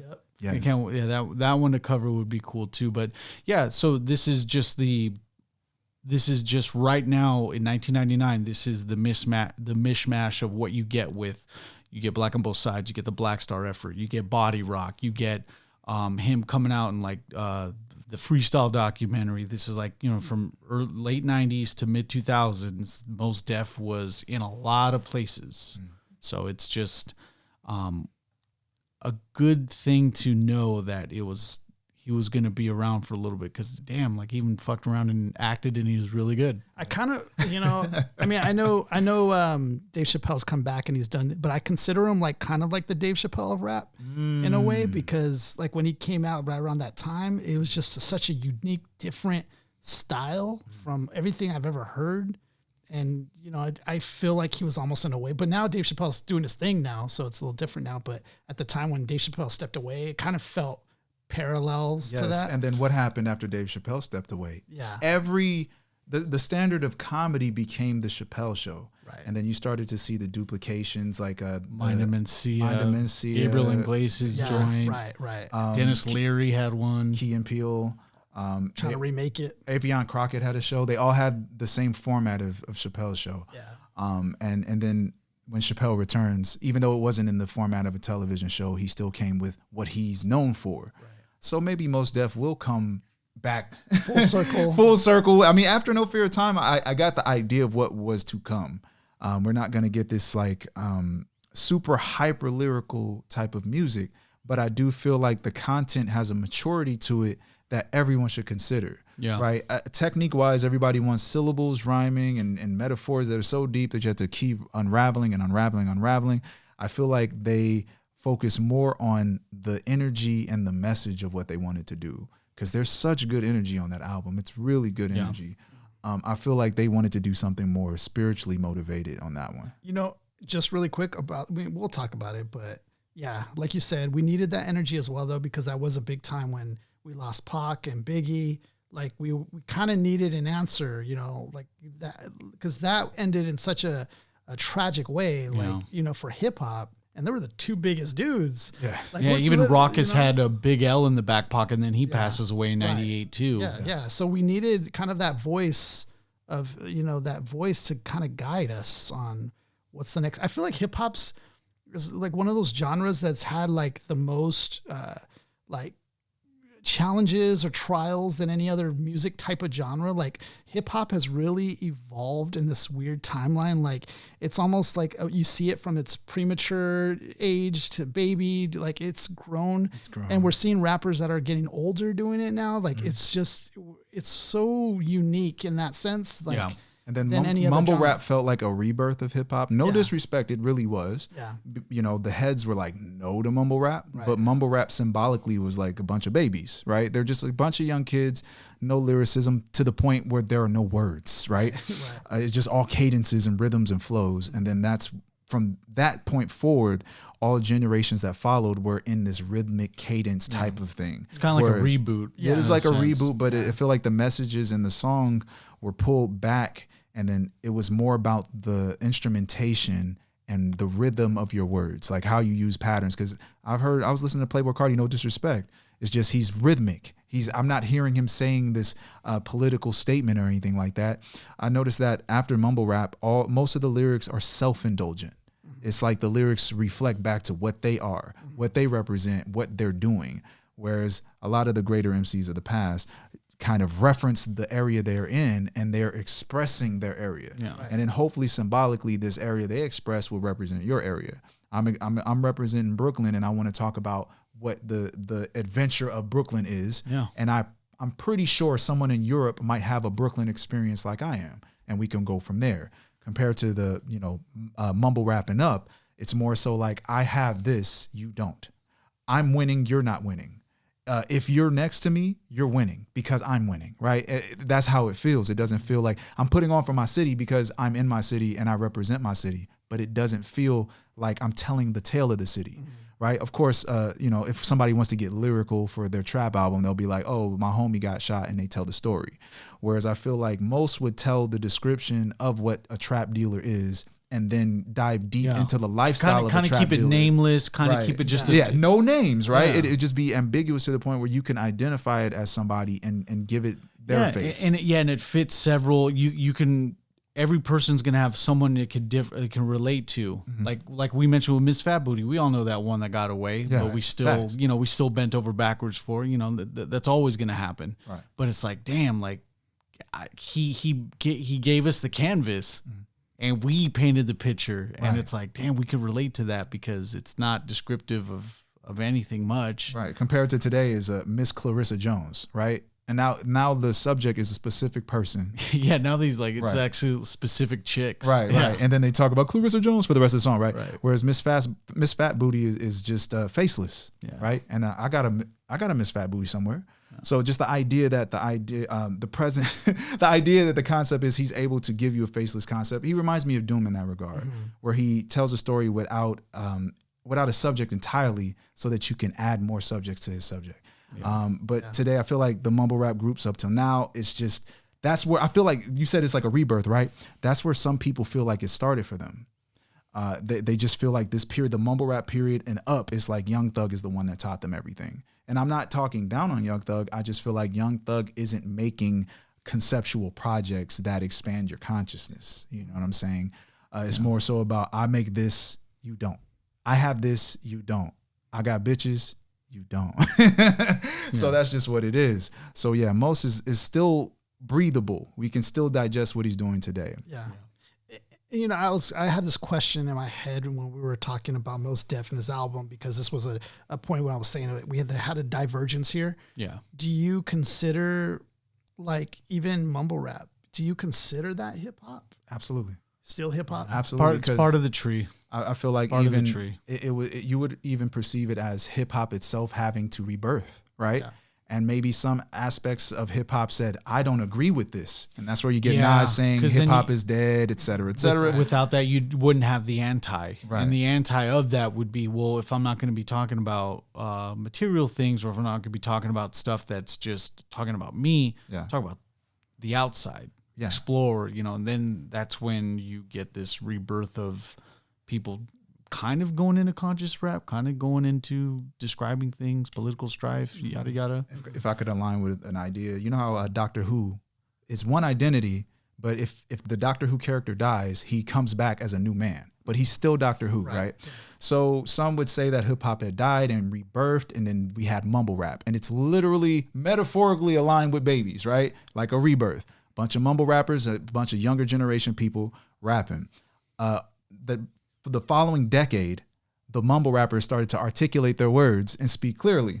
So we just started to get more cadences aligned with mumble rap, but now the words make sense. It's not, I'm We're it's like, I'm we're in the coming whip back with a full bitch and shit. circle again, I'm thinking. So, and what was happening was as the flows articulated themselves and these styles articulated themselves and these sounds got better, more dynamic, then the old heads came into the game and like, I can do some of these concepts. Nas is a great example of somebody coming back and then completely embodying the new sounds and doing these new sounds like they're his, like he understands how to navigate through them. So that mumble period was really hard for everybody. I feel like even Eminem's evolved. He definitely he went down that path as well. Yeah. But I believe when mumble rap first was birthed, it was a fight. It was a big fight. We were really split down the middle because the new generation is like, I don't want to do that sound, right? Lil Yachty, we ain't breakdancing no more, right? So, and then you look at Lil Yachty now and he's doing alternative rock rap albums. So there's an advancement that had happened. And I feel like the older heads are more comfortable with the sound. Even KRS-One with the new joint, right? Yeah. He's willing to step into those lanes as well. I know you guys sent me that, and I was just like, I can't wait till I get off of work and listen to this. Yeah. I can already tell it's fire. Like KRS is I could see KRS just like hand in the camera, like, oh, it's fire. So that journey to this point, was absolutely necessary. But Mos Def to me was he's just a seed. He's a seed. And the beauty, what we have from this album is conversations like this. Yeah. This is how impactful Black on Both Sides can be. Mm-hmm. You give it, I am so envious of the people that get to listen to this for the first time because you get blown away. Right. Like the first time I listened to it, I was overwhelmed because I'm like, dude, this guy has like bars for days. And I'm always trying to look and learn from different MCs and like just try to see like, try to fit yourself into them. And it's like with Mos, it's like, damn, homeboy was damn near limitless, man. Yes, he was. Especially with his content and everything. And having this type of album with so many hot button topics, and here we are really deep into talking about, hey man, like let's get a hip hop rebirth going. That's the byproduct of talking about an album as impactful as Black on Both Sides. Absolutely. Before we, roll out on this one, No Fear of Time, right? They dropped About this. Damn Time. It should have been About Damn retitled. Black Star 2, About Damn Time. But yeah, No Fear of Time. Do you feel like they have the same incentive to write as hard as they did when they first started? It depends. I feel like they could. I don't know though. I don't know if they personally do. When you don't have anything to prove, and not saying that Mos and Talib like had an instance of being at the position to write that, saying that they had nothing to lose. But the thing is that when they are writing this, Mos is recording in several different hotel rooms, and Talib was probably in a place where he probably records that all the time. If I'm doing a duo album, I'd feel more comfortable with the person I'm doing the duo album with. Present, yeah, because even with FaceTime and stuff, trying to get these ideas across, and a professional standpoint, that does make sense. Yeah. Because if I'm a successful rapper and I'm trying to get you on, like, hey, we're not gonna be at the same place at the same time. Yeah. So it's doing a duo album. The more I'm looking at it and the more I'm thinking about it, it's like, damn, if they ever click or if they ever get together, it's like, when is Talib Kweli never performing or on tour? He's always busy. How was Talib Kweli on it though? Did he feel like he was more? Oh, dude, he never lost a step, dude. Like they only got better. There's a definite divide of like, well, Talib Kweli stayed in his lyrical lane, and like Mos is just he's spitting and stuff, and to me, I ended up hearing, I was just like, damn, like I want him to go off, but it just doesn't happen on the album. But still, like I love that. I love this new album. I was waiting for it. I was like, you know what? Damn time. It was more perspective though. Yeah. I feel like it's a deeper look. They were at least willing to still conceptualize. They weren't limiting their sound and trying the most typical shit. True. And they wanted you to, even with all the sound effects that they put onto the beats and stuff, they want like all you hear is just vastness. Wherever you're traveling, you just hear like they want you to take a deep look into consciousness. Yeah. And while you're listening to it. That's what I got from No Fear of Time, because, fucking Mad Libs on it, man. Yeah, it's like being in the hyperbolic time chamber. They just want you to hear the vastness of it, and they just want you to take it digest deep. it. Yeah. I do want to say that I even though, Mos Def might not have been there like on Black on Both Sides, but I feel like I could never doubt that he could turn that switch on, though. If there's a fire in him, I feel like he could turn that switch on. Yasin Bay would definitely find something to... There's always going to be something to talk about and get angry about, at least. Facts. Yeah. All right. So we'll continue on to what's the next track? Umi Says. Oh yeah. No, straight to the point, man. I said what I had to say, man. It's just I feel like everybody that knows this album, Umi Says is that one. It's just the vibe. It's just a vibe. Yeah. So he changes it up on this one. He more like kind of like sings it on this one, right? Yeah. So he takes a little different approach. How did you feel about that, like being on the album when you heard him change it up a bit and sing instead? It's like a double take that you get while you're listening to it, but the passion that he has for feeling how he feels on Umi Says, he just wants to be a positive light for, people around the world. He wants, based on his mother's advice. I feel like the best way to proceed the track. I'm not doing like a super lyrical breakdown on it. It's just because it's always the chorus. Yeah, it's the chorus over and over. It's like a God bar. You are the light. Shine your light on the world. And to me, it's just a beautiful smoke track. Just lay back and just vibe to it. It's beautiful. Yeah, I agree with that. I do remember that chorus. I didn't really remember this track or the title, but that chorus I do remember sticking out somewhere commercially. I've heard it. Yeah. They probably they put it. You can hear a lot of like seeds of truth. Like, man, it's like sometimes I feel like dying. Like you don't write that without the spiritual maturity, the contempt of like actually feeling like that. Like if you just write that and don't mean it, like why would you ever put it on an album like that? So it's like you could definitely get a vulnerability within the song. You could tell there's a lot of like emotional factors that come into play. Man. No, it's a ride, man. Absolutely. As far as I'm concerned, like that's why I just added it as a favorite. It's just something that I can put on and not think about. When I was younger, I think, of course, as a young man, I wanted the rap. So when I first heard it, I probably skipped it once. And then, cleaning the room situation, heard it again. I was like, oh my God, the song is cool. It was like, oh, it's like a rock song or something. We're a product of our environment. Yeah, we just wanted to hear the lyrical miracles. Turn that white stuff off. Turn that white stuff off, man. But cannabis. Just more lyrical, man. So when he was singing, initially I was like, but as I returned, I was like, dang, man, but that's a sign of being ahead when you can do something to make a person dislike it.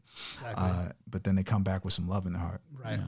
All right. So the next couple of tracks we're going to skip here is New World Water, Rock and Roll, all the way to Know That. Just really quick, just to touch on those two tracks. I mean, New World Water, you're talking about a time in 99,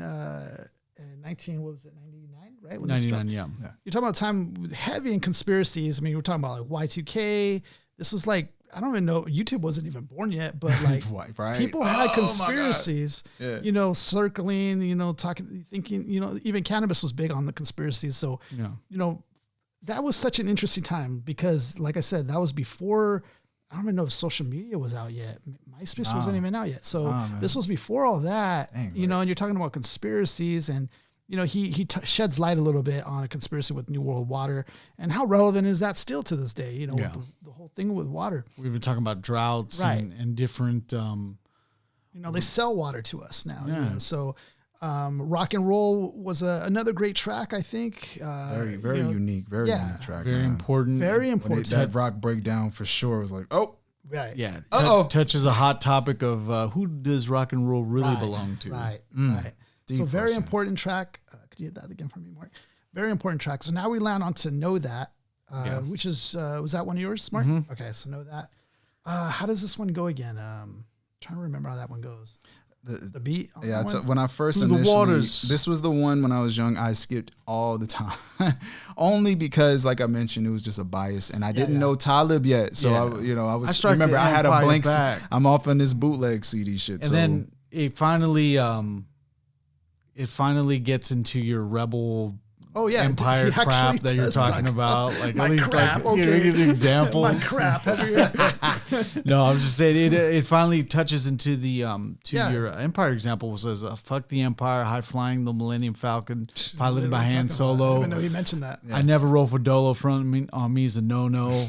And it's the first 4 bars of his verse is just one of those. Is just like, damn, like you could tell that there was just.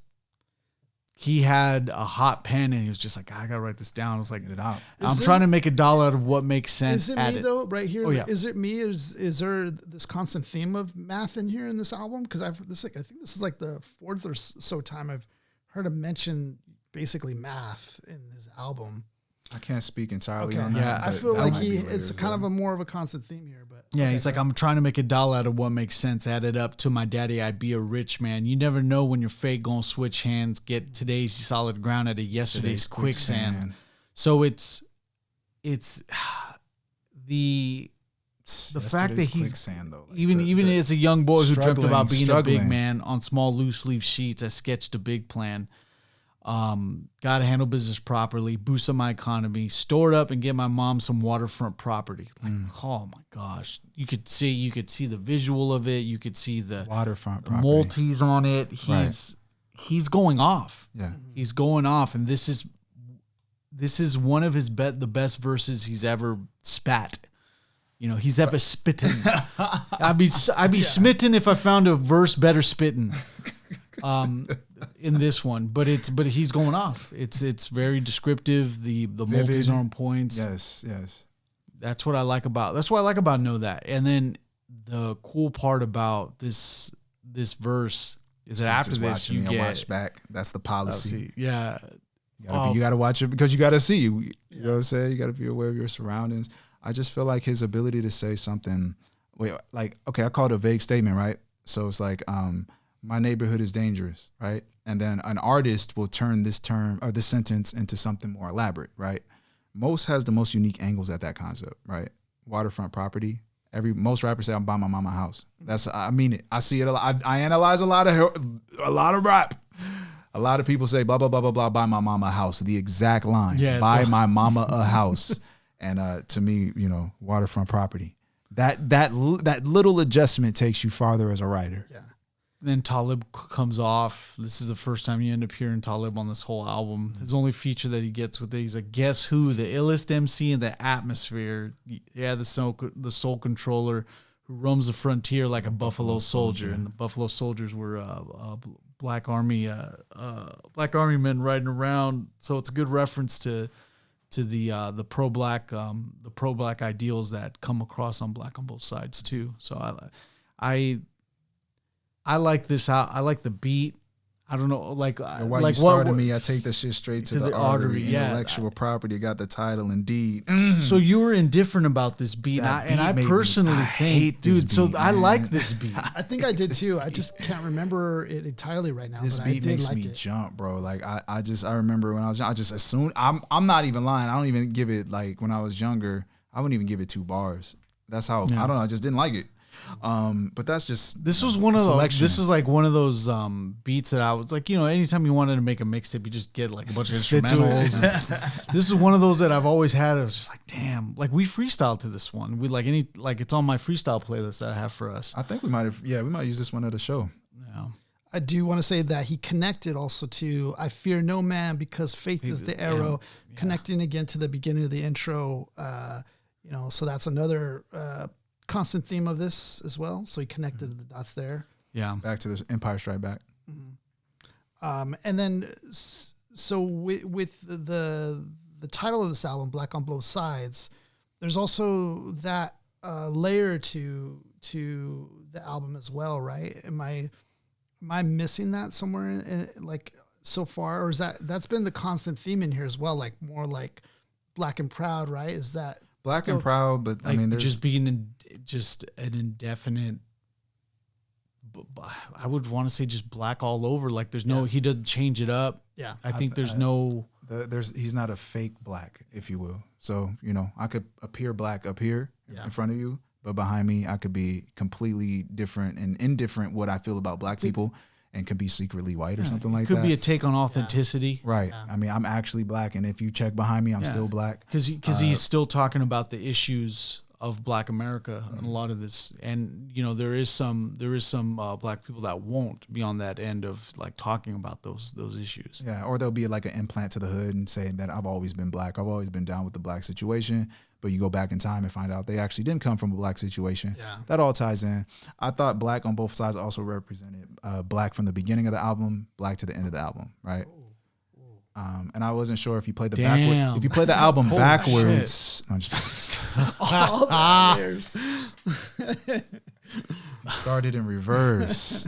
No, but yeah, I always felt like Black on Both Sides represented, you know, black from the moment of my birth and black to the very moment you see me. Because some people can, you know, they could be surrogated black people, you know, born in a completely outsider perspective and then pull themselves into what they would consider black circumstances and say that it belongs to them. Yeah. So I'm black all the way through, buddy. Yeah. Black on both sides, and it's what sides on reverse. The whole it kind of makes sense in reverse too. Black on both sides. So what sides on both black? Yeah. It's kind of crazy because when I think about sides on both black. Stupid. Talking about reversing the album's audio. Reversing it? It's a whole different album. No, he plays for two separate teams. He's black on both sides. Both hands of blackness. He's the black. His yin yang symbol is black on both sides. Stupid. Yeah, I'm black, yo, and I'm back, yo. And I'm black, and I'm black, and I'm black, yo. You know, I was gonna say that I'm black, and I'm back. it's pretty cool though. Like, you know that like you're right that he touches on certain things. I think some MCs might stay away from. You know, that are either hard to talk about or controversial or whatever, like, you know, or just not even fully versed in it. Right. Like people, people, if some people would give the idea, hey, you need to make a political track. Oh yeah, I'm going to do it. But then like, what do you know at that point? Like, this is a great example of, most knows his shit in a lot of aspects. And that's what is one of the many attributes of why I like to call him the enigma of hip hop, because he just was damn good. Absolutely damn good effort. Yeah, I was gonna say just such a rich, you know, like this album just hits on so many different layers too, and at the same time, he's flowing so naturally doing it. Oh yeah, it makes it feel effortlessly. So it's just very smooth. Okay, so we'll move on from Know That to we're skipping Climb. And Climb is actually talking on the subject is, I believe the Climb is also about like coming out of, I don't know, out of the hood or what, but basically like climbing out of that. Yeah. You know, so that kind of hits there too. Then we got Brooklyn, his hometown. Yeah, a little tribute to the Chili Peppers doing the California song. Yeah. So there's a lot of Easter eggs to Brooklyn in it, talking about. There's a track where he samples KRS-One too. I noticed. I don't know which track that was. Crap! But it clicked right away. It was like we just talked about it too. We talked about it on PS Free. He sampled, I believe. Oh, okay.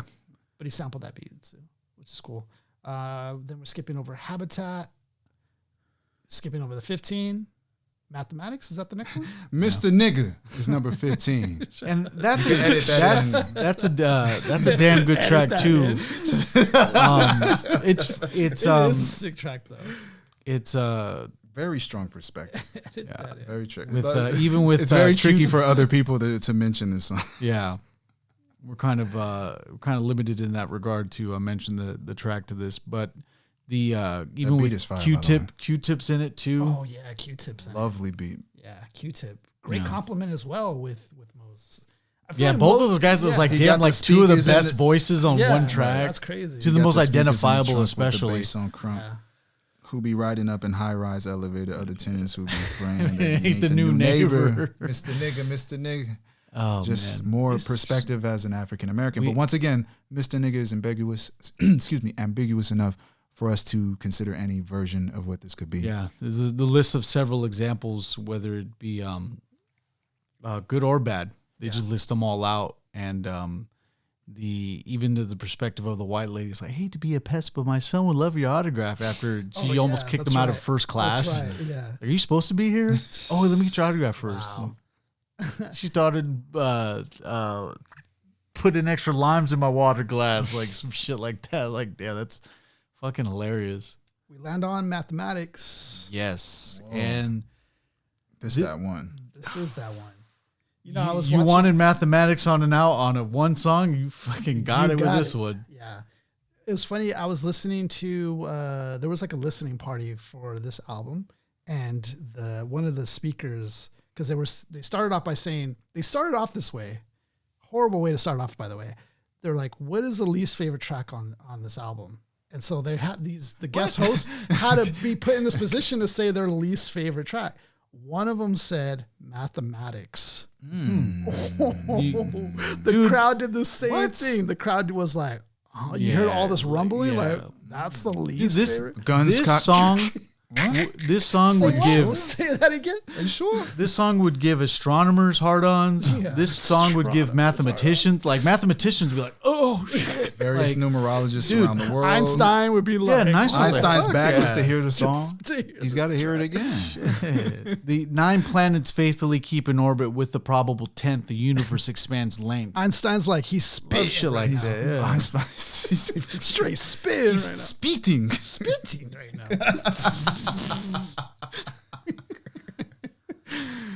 But as far as, I mean, conceptually, man, another one of these fucking songs where it's like, you know, you would give him doom love for this one. Oh, yeah. Yeah. It's just so dense, man. Streets too loud to ever hear freedom ring. One bar, you don't even need to hear the before and after of that. This is this is like Mos Def's One Beer to me. Like, this is like that track. I like that idea. That's, you know, very special. There's so much layers to this track. We can't even get into how much layers this crack track mothers, has. crack babies, and AIDS patients. Young bloods can't spell, but they can rock you on PlayStation. Yes, they can. This one is produced too by DJ Premier, which also makes it special. Yes. Oh, yeah,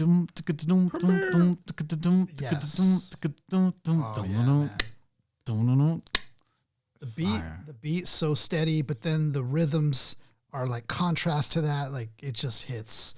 Man, this is the one, bro. Yeah. I promise you. Yeah. Sorry, I can't speak on it because there's a breakdown coming out for the song, and I don't want to. Yeah. I'm doing the breakdown on mathematics, so I don't want to do the breakdown. You know, this is a highly requested song from all of you guys. Like, from the fan base on my end, they want mathematics bad, man. So. So, like, you know, you were talking about the first bar, right? On the verse yes. One? So is Charlie Hustle, 2 for Steady Rock, 3 for Forthcoming, like Future Shot. It's 5 dimensions, 6 senses, 7 firmaments of heaven to hell. So reference to the Bible. 8 million stories to tell. 9. It goes to 8 to 9. The probable 10th. Universe expands length. The body of my text possess extra strength. Power lift the powerless up out of this towering inferno. My ink so hot it burns through the journal. There we go. There we go. Wait, but there we go. No, see, but like this is a great example of, like, dude, you could stop, and it's like, holy shit, the one bar by itself. Right. You can already chop this up in a lot of different pieces. But see how it got Andre's like, you motherfucker, you better finish that. I was like, there's more. Andre was like, oh. This shit is. I'm about to get God on the show. I'm about to get God real quick, bro. Nah, this is man. It's just, it's a master study, man. Yes. It's a master study. So without any spoilers, from the Lyricology 101 perspective, what was the most I'd say what was like the one, if there was one word to condense and to get from mathematics, like what did you get while you were breaking it down? It is like condensing a book down into a single song. And it genuinely feels like there's enough information to like if I like for the just like a for dense, the probable tenth to the universe expands length, that can be a symbolic representation of the number 11. Yeah. So he can keep going symbolically from that point forward. There could be some subliminals numerically throughout this entire thing. that add up to equate to like the next number. Yeah, so good example that you bring up too. It's just like imagine just like something. If you make it to the 10th, you're at the top level. You're like the boss level of a video game. After the 10th, what's after that? Right. That's how you expand beyond the length of whatever the universe was up to that point. It's like but the number 1 up to the 10 is like it could be the birth of the universe down to the end. Yeah, he can even go into like even beyond Pluto. People were talking about Nibiru. Yeah. Right. Planet X. But it makes you go, like, how the fuck you know this shit, man? That's like, no, it's one of those, it's a cannabis type of song. It's like, how did you know this? Cannabis was all like getting all like, even so like the very multifaceted song that, again, he casts a wide net, not even to the general audience, but people that understand and can get the notion of the firmaments and the probable 10th planet. Yeah. Even with the social strife of like, hey, look, the reason they ask for your zip code and SSI digits is not for this, goes into them scanning your scanning purchases with your credit card, knowing where your zip code's at, who's buying what products based on these zip codes. Yeah. Now we know that was so in 1999. Not a lot of people would know that.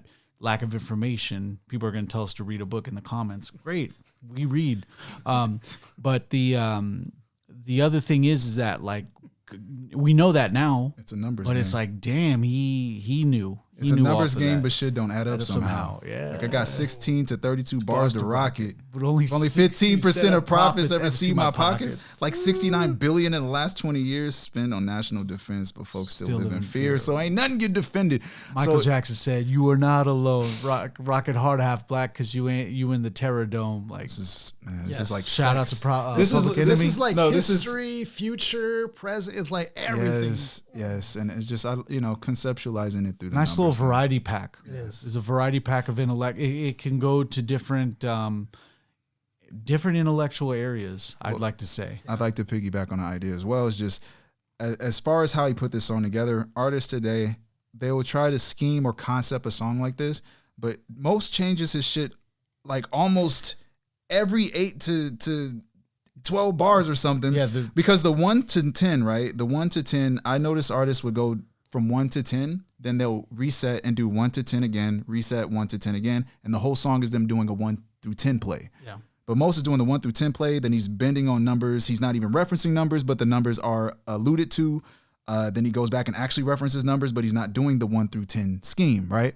So to me, it's like if I had a numbers concept, I would want to do something different every verse if I can, right? Yeah. Mos is doing that right here. I feel like a lot of artists today, we just get caught up in this idea. It's like, I want to do a color scheme, and they only do, a set amount of colors, and let's say the base colors, but they don't go to the secondary colors or the tertiary colors. Just the main primary colors is like red, blue, yellow, etc. Yeah. Whereas they don't go further than that. They don't expand it. And even if you do like a numbers concept track, you're going to get stuck in the monotony of like, oh, I got to go 1 through 10, right. Or there's going to be a predictable sequence. And then in this instance with mathematics, he's switching it up numerically in terms of like different concepts and stuff like that, to where he's not going in order. And I think what also separates this is that he has the heart. You can tell he means everything like from the heart. What he's saying, it's with heart, On top of that, which is also different, because sometimes cats might like scheme really good or whatever, but you don't feel the heart in it. Yeah. This one, I felt him in it. Yeah, it's a journey, man. It's a ride, man. I feel like I'm on a skateboard. But the numbers thing, man, it's like later on, I think one of the better MCs to play off of numbers. I think he called it Doing Numbers. It's on his track. It's on his album LSD. And Cam Body, he goes through every number sequence, all that shit, Fibonacci sequence, all that shit, 369 hertz and all that. Mos Def to me. Is like giving you the seeds of what that concept will be later. You know how many ideas people have tried to spin off on a track like this? And to me, Mos is the only one that makes this shit look comfortable. Yeah, and picture this: in about 50 years, someone's just gonna go 00110, just do a whole verse on binary code, and people are like, "Oh hell yeah!" Be like Neo and the I don't doubt Neo's it. gonna I be don't like, doubt "Oh it. my god, Someone will make it work. that's amazing." And not to mention, is binary. DJ Premier. It's almost like he's speaking. You know, that's Premier, from his standpoint. I know, That's but Premier, like when his Right. sampling is talking to you as well, and it's also using like, Yeah. numbers as well. Yes. So even he gets his own chorus, but with Right. like what was it? Fat Joe's in that one. Mm-hmm. There's a lot of people that he cuts in and out of that. So yeah, that's a good point you bring up. It's Premier's a god, man. Yeah. Just put it in the air. Because he like Premier Taylor makes you the beat. You know what I mean? Like you want to talk about mathematics? I'm gonna make you a beat that is it's simple mathematics. Right. Check it out. I revolve Check it around out. sciences. What are we talking about? One here? universal law. What are we talking about here? So you got that added element to this project as well. Man, good back and forth. You're talking about Talib Kweli and Mos. You're talking about DJ Premier and Mos. Man, dude. You know what's also dope is too that the sampling I believe is very specific because the sampling I believe comes from like black artists. I believe like all black artists from this whole album. That's just natural, though. We gonna I know pretty we much. gonna work with our own, man. Pretty much. That's what it is, man. But no, You're not gonna sample Elvis. You know, like- Oh yeah. You'll know that in rock and roll. I can't wait to get this Yeah. one out, man. This is gonna be a great breakdown for the people, man. Yeah.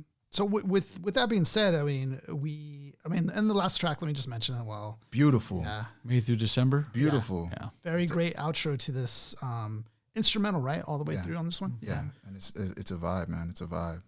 Just the piano play off of that shit. The drums is nice on that motherfucker. Just nice. Yep. From a production standpoint, it's just a warm way to get up out of here. Then by the end of it, is quite cool. So with all this being said, I mean, I think we've cut this in Yeah, three different good like, ways, but yeah. after the third song, we kind of veered off and like ended up talking about the main subject that we respectfully should have ended with Right. on this. But I mean, hip hop's enigma, 100% on my side, and it's like I speak about Mos so passionately because it's just the what if comes around, and he actually did other projects, but it's just crap. He kind of was in with the Black Star effort, and then this album. Oh my God! Like he put the fans in a position where we wanted more of it. Yeah. He waited till 04 for the New Danger, and guys like me were just ready. There was a countdown on the website and everything when I was able to go on the internet and listen to New Danger. New Danger has some cuts in it, but it's not all hip hop. It's rock bass. It's a lot of soul, a lot of he even got jazz. There's a lot of jazz and soul in it too. Yes, so but it's a different an take. experimental vibe. And as a kid, I was a little innocent to the fact of like, oh, I want it this way. Yeah. Selfish in that regard, but understand that this is like an experimental album. And then the True Magic, kind of hip hop, more experimental. The Ecstatic, more hip hop, less experimental. So he did end up going kind of back to Black on Both Sides, but damn, we're still waiting for another one of that. And then No Fear of Time comes out, and it's like, yeah, that's satisfying. That's satisfying because I was more appreciative of the fact that Mos and Talib finally had that album back again together. Yeah, so it's like a good reunion thing of like, you know, you always want those people to come back. You know, it's like Corey Feldman and Corey Haim and, you know, all these people. You want those duos to come back. Babin and Robin, yada, yada, you know. Yeah. Mark and Andre. Mark Evan Punzi, the Mark Evan Punzi track. You heard a week. What you feel just summarizing this album, Andre? It's actually a classic. Like it's a really good absolutely. example of a classic. And when I say a classic, it's like you could still listen to Don't Stop Till You Get Enough by Michael Jackson, and it sounds refreshing. It sounds still refreshing today. It doesn't sound old. When I listen to this one, it's like I really don't sense a time period attached to it. Mm-hmm. And then lyrically, which inspires me right now, is like I like to have lyrics to be in that state of ambiguity to where we can do the work ourselves. As it gives you the idea that Mos, as confident as he is as an MC, Being an MC is about being that man, being that guy. This album doesn't ever really feel like it indulges in that concept too far. It really feels like it's about everything. This album feels like a lot is going on. More than him. More than him. It feels larger than him. And then instrumentation, production matters a lot to me. And this is a classic set of instrumentation and production. Everything on this shit just works for me. As far as the time when it came out, you know, we was all syllable heads, so we was just trying to find all the rhymes.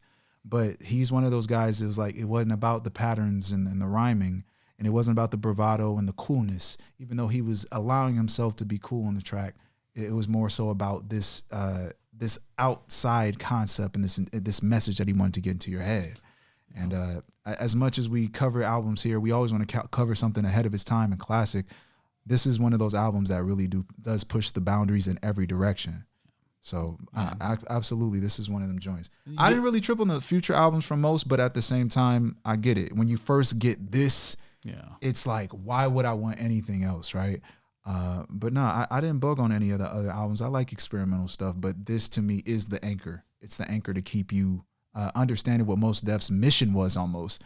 Yeah. It's like his mission statement, and then everything that follows just kind of, I call it like the Hollywood ride, you know? He put on the strap, he did the films, he just started hopping around, and it started to feel less about hip hop and more about Mos Def experimenting with art, with being an artist. And it's something I can never take away from him, because this is just a multifaceted artist being multifaceted in hip hop. We can't keep him contained to like, hey, do what you did on Black on Both Sides. But if you're not feeling that artistically, you won't do that. Yeah. Geffen probably already had the idea of like, hey, Mos isn't going to do this. He's going to do something different. Mos Def's doing it. Let's do it. They believed in that. And so even that type of artistic integrity gets backed by a record label. Yeah. So it's still one of those things where you have the trust in knowing that, hey, look, Mos is going to be doing something different. It's not going to be like Black on Both Sides, but he's on our label and we got him. We trust him. New Danger's good to go. We trust him. And you have to feel it too. Like he has to be in the right place to really put out another album like Black on Both Sides. He has to experience life. You have to. That's what I said. So, you know, that's what I meant by the Hollywood ride. Is like if you go and you just do so many different artistic ventures, when you come back to here, you're going to have so many different perspectives. You might not align your concepts the same way, honestly. Yeah. The New Danger got some cuts. You listen to Ghetto Rock and the Panties. The Panties song is really good. It's also interesting too because he's felt like his name itself became like too big of a product, you know, and that's why he went to Yasin Bay. Like, it kind of turned into something he didn't really like. He kind of demised almost in a way, which is also interesting. But I'm Mos Def. You need to speak louder. Yes, like the best example of his name, and I've always been envious of that name. Like, even in the name articulation is almost kind of it references his style even because he has that pronunciation like Mos Def, like, and it's kind of like Mos Depth too as well. But it's almost like a punch. It's like Mos Def, like, and that's the way he kind of like Jim and drink, like he does that kind of like a punch. It's weird. It's you're saying like it's a 1-2. It's kind of like a his rap style is kind of like a 1-2, which is interesting. No, he's Mos Def, the best MC Yasin. So it's just Yasin Bay is one of the greatest. I mean, baby. So yeah, he's man. He's you a get legend. You get the perspective of want. Yeah. From Mos Def in two different perspectives. With me, like really just trying to get him back to.